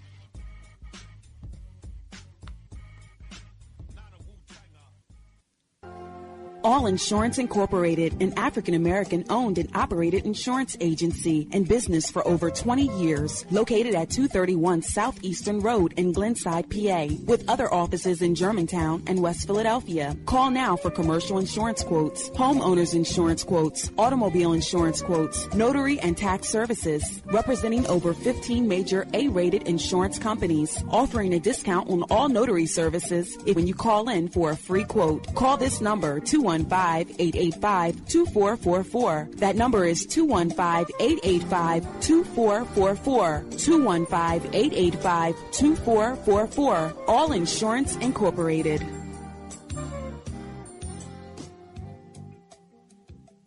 Before your roof becomes unruly, call Dooley. Dooley Brothers, specializing in shingle, rubber roofs, gutters, downspouts, and vinyl sidings. Call for your free estimate today. 215-224-3882. That's 215-224-3882. Dooley Brothers Roofing, the roofing experts you can trust. That number again, 215-224-3882. 215-224-3882. Before your roof becomes unruly, call Dooley. I transformed a $24,000 a year odd job handyman service into a 7-figure high-end custom home builder and commercial contractor licensed and operating in 3 states. This is just one of the tangible transformations I've created for entrepreneurs in various industries around the country. If this isn't what you think of when you think of accounting and business consulting, then get ready to take down this invaluable information. Are you an entrepreneur suffering with a stagnating company? Have headache customer, staff, or vendors? Are you rebounding from a loss and need help achieving your unrealized potential? Or are you a startup who wants to get it right the first time and avoid the costly mistakes? Hi, my name is Nataki Kanban. If you're ready to go beyond advising and coaching and get results, then call 301-244-9072. Let New Business Solutions recommend and implement the best comprehensive sales, administrative, human resources, accounting, and operations to help you grow into your vision for yourself and your company. Again, from anywhere nationally, call 301-244-9072 or pull us up on your device right now and book your free consultation at www.newbusinesssolutions.com. And just mention you heard this special announcement on Time for an Awakening.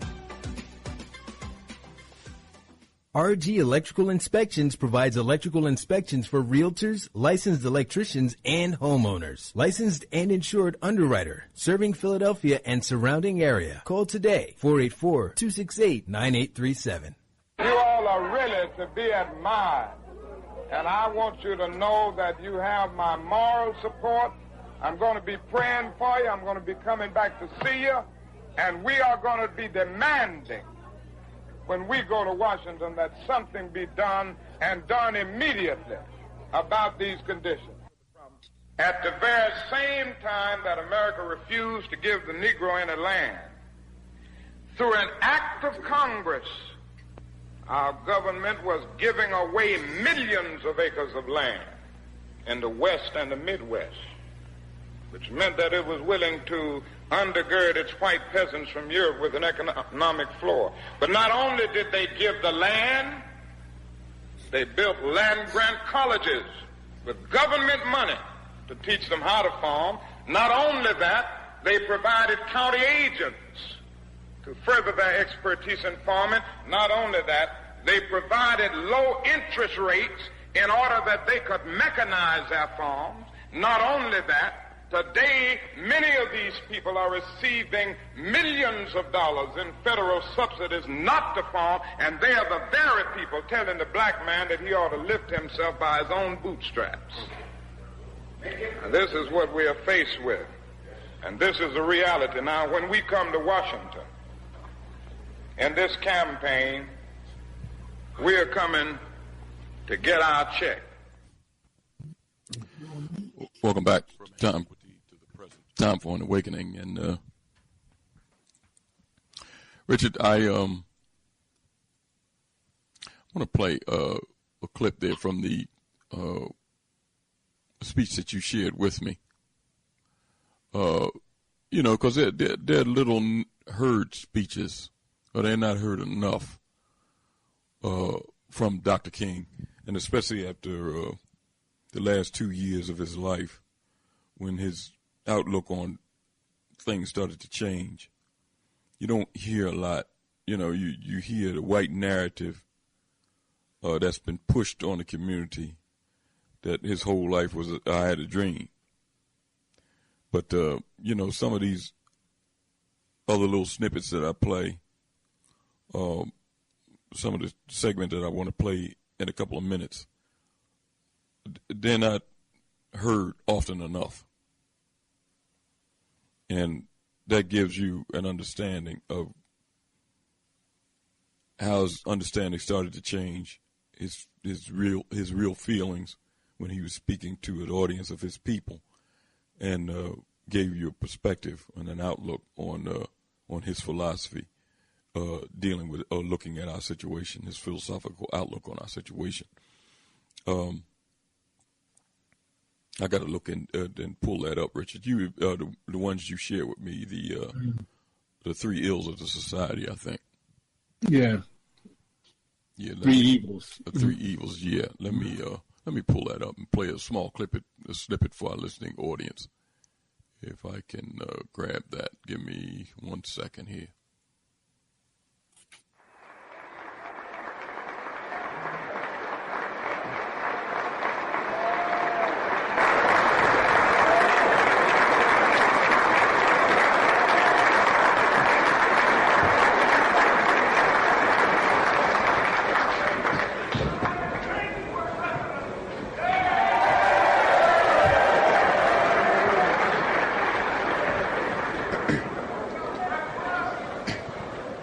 Mr. Chairman, friends and brothers in this first gathering of the National Conference on New Politics, ladies and gentlemen, can you hear me in the back? I don't know if the Klan is in here tonight or not with all the trouble we're having with these microphones.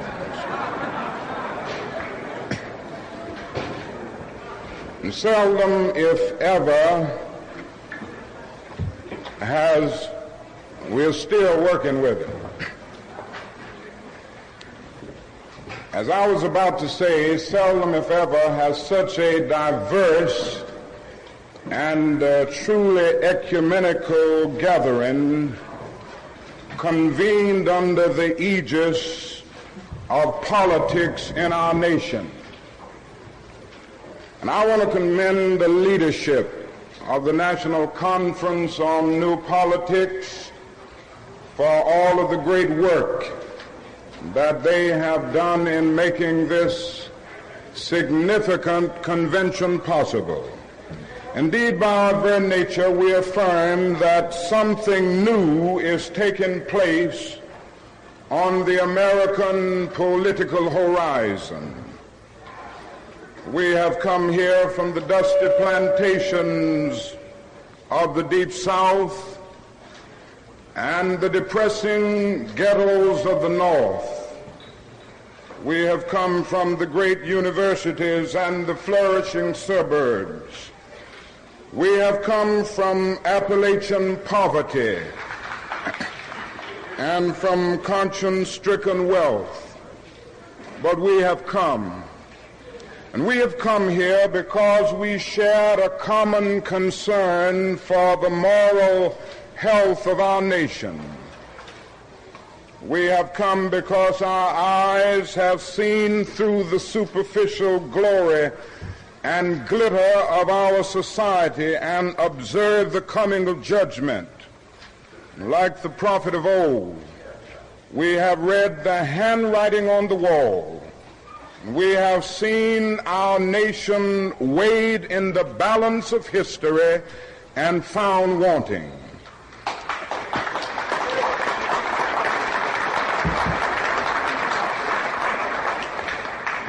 We have come because we see this as a dark hour in the affairs of men.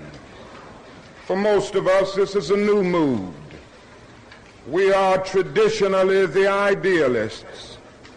We are the marchers from Mississippi and Selma and Washington who staked our lives on the American dream during the first half of this decade.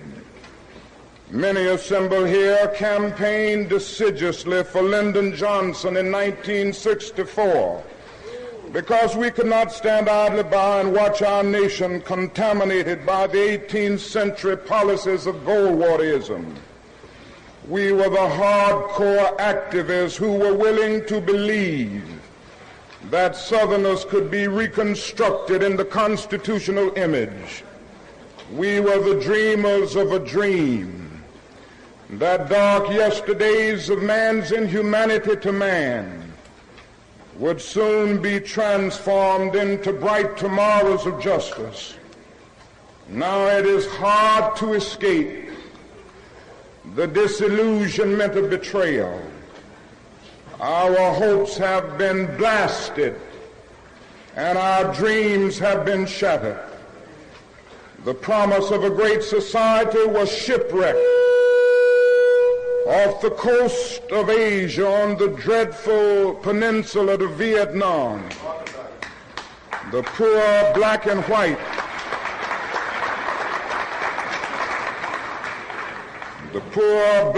white, are still perishing on a lonely island of poverty in the midst of a vast ocean of material prosperity.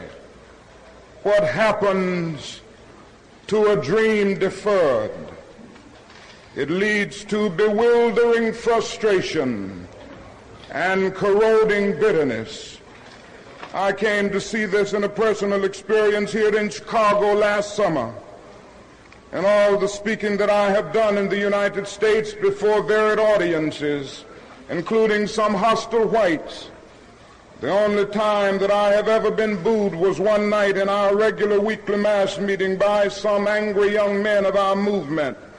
I went home that night with an ugly feeling. Selfishly, I thought of my sufferings and sacrifices over the last 12 years. Why would they boo one so close to them?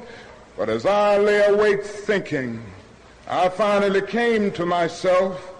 And I could not for the life of me have less than patience and understanding for those young men For 12 years, I and others like me had held out radiant promises of progress. I had preached to them about my dream. I had lectured to them about the not too distant day when they would have freedom all here now. I had urged them to have faith in America and in white society. Their hopes had soared. They were now booing me because they felt that we were unable to deliver on our promises. They were booing because we had urged them to have faith in people who had too often proved to be unfaithful. They were now hostile because they were watching the dream that they had so readily accepted turn into a frustrating nightmare.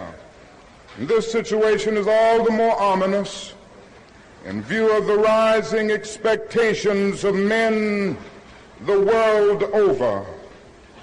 The deep rumblings that we hear today, the rumbling of discontent, is the thunder of disinherited masses rising from dungeons of oppression to the bright hills of freedom. All over the world, like a fever, freedom is spreading in the widest liberation movement in history. The great masses of people are determined to end the exploitation of their races and lands. And in one majestic chorus, they are singing in the words of our freedom song, "Ain't gonna let nobody turn us around."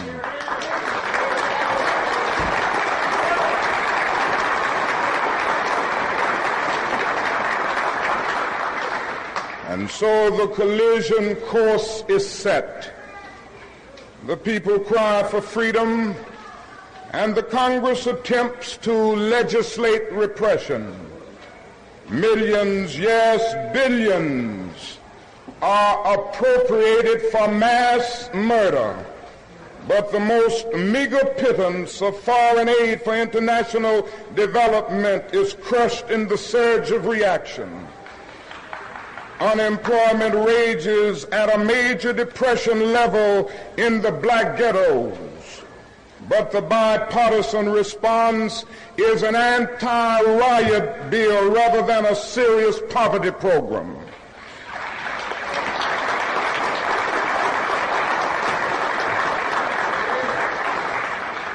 The modest proposals for model cities, rent supplement, and rat control, pitiful as they were to begin with, get caught in the maze of congressional inaction. And I submit to you tonight that a Congress that proves to be more anti-Negro than anti-rat needs to be dismissed.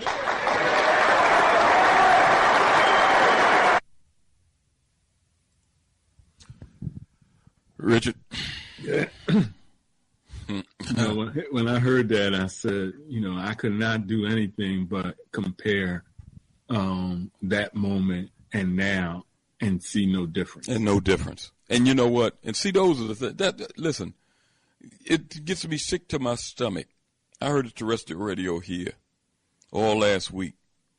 They would have a white clergy and a black clergy on there. And both of them, especially the white clergies, on different days was talking about Dr. King's dream and I had a dream. Listen, you heard the man's own words. That speech you submitted, Richard, was a year before he was murdered. Mm-hmm. You heard the man saying his own words that I got all these people to back this Democratic Party. He said we voted in Lyndon Johnson. He said the people had marched, and he said this dream that I told them. He said, basically what he said, it turned into a nightmare for him. He said, I got booed by my own people. He said, I went home, and he said, first he was offended. He said, I've been out here 12 years working. But then he came to the realization why they was booing. And he admitted it. He was man enough to admit it in front of all these people. He said, I told them people to have faith in a people that is totally unfaithful. What is that? Who is he talking about? What is that telling you? These are the conversation. If we want to talk about King tomorrow, Because you got a lot of black organizations going to have day of service. A lot of these white folks done told them to go out there and volunteer cleaning up lots and all that other stuff. They need to have a day of where they go in there and reflect on some of these latter speeches and see what it means for them today. See what he's saying. He said he got the people to buy into something, support candidates, buy into the laws being changed, because he said he got them to have faith in in people that are unfaithful.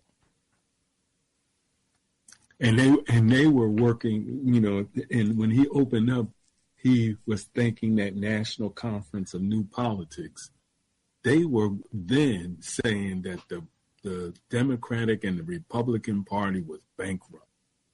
And they had to come up with a new political strategy, you know, which it was, you know, again, that's what we're hearing today. I mean, we're saying more vocally after 50 years, what do we expect to gain from the Democratic and Republican Party? Yeah, well, like you said, that a lot of that's, and the way he ended that speech, when he said that, yeah, I thought that was funny though. The people need jobs, and he said all you hear from the administration is anti-riot, more anti-riot gear. Mm-hmm. And isn't that what Jeff Sessions is pushing? Ain't no different. Ain't no different. It's no different. And that's what makes it a structural challenge. That's what makes it a system. But at the same time, the system has fractures, and that's what. And maybe personally, I'm still in that idealist mode, or maybe wishful, you know, magical thinking mode. But when they tell you from the geopolitical level, I mean, the banks almost collapsed. What? Almost close to over 8 years ago, 9 years ago. Yeah, they had to print. And that was at that time. Again, when they took it off the gold standard, it was about to collapse then. But why? Because the people were dissatisfied with what was coming out of the economic leadership, the political leadership. They seen that capitalism, as it's being played out, they weren't getting anything from it. And they had to come up, they had to go into them rooms and them libraries and come up with new strategies. Well, when that collapse came, they went into those rooms and libraries, and to go to your point, they came up with Obama. The people, I mean, wasn't it, you know, people were sleeping in the streets, you know, around city halls. I forgot what they called it. You know, they started the slogan, the 1% against the 99%. These are things that was populist unrest. The populist unrest amongst whites gave you Trump. And that wasn't just here amongst whites. They're talking about Germany and Britain. That's populist unrest about the way the structure is satisfying people. So, you know, there is something going on. And there is projects that, you know, and I call them projects because for us as African people, you know, regardless which side of the fence we're on, the projects we're engaged in is not something that just happened yesterday or the last 4-year election, last 8-year election. They've been going on centuries too. When you say we're people, Africans who want sovereignty, whether that's continental sovereignty, Africans controlling Africa, not as just their nation state, but as a continent, those African leaders from the 60s to 70s that were killed by government-inspired hitmen, that they weren't just, they knew they had multinationals or nationals or corporations that supported. They knew that, and they came to leadership of those nation states in Africa. They came to leadership in Mississippi, because they knew they could be able to organize the people in order to try to create a new way, a new day, a new economic order. So, you know, I just think, we have to be clear. What King was dealing with is that moral imperative. But those young people who were angry, and I was just reading something by Cabral, which was returned to the source, and he was dealing with the cultural aspect, but Walter Rodney, and he was saying the difference between the past, looking at this, when black people were just trying to give just the moral imperative. But what happened during those times in the 60s and 70s, it was those young people that was booing him. They were saying, we're going to take this to the street. And they did, yeah. We don't know what's going to happen now. As you laid out, the economic, the business development, the, municipal contracts being not being given, or the movement. What was it? That wasn't even 10 years. I know it. That wasn't even 10 years. From 30% to 2% to 2%, to 25% to 5%, and 1%. And the thing about it, Richard, those cities that was used as examples had the same governmental makeup as Richmond. Black mayor, black city council, major black offices held by, major offices held by black folks. But the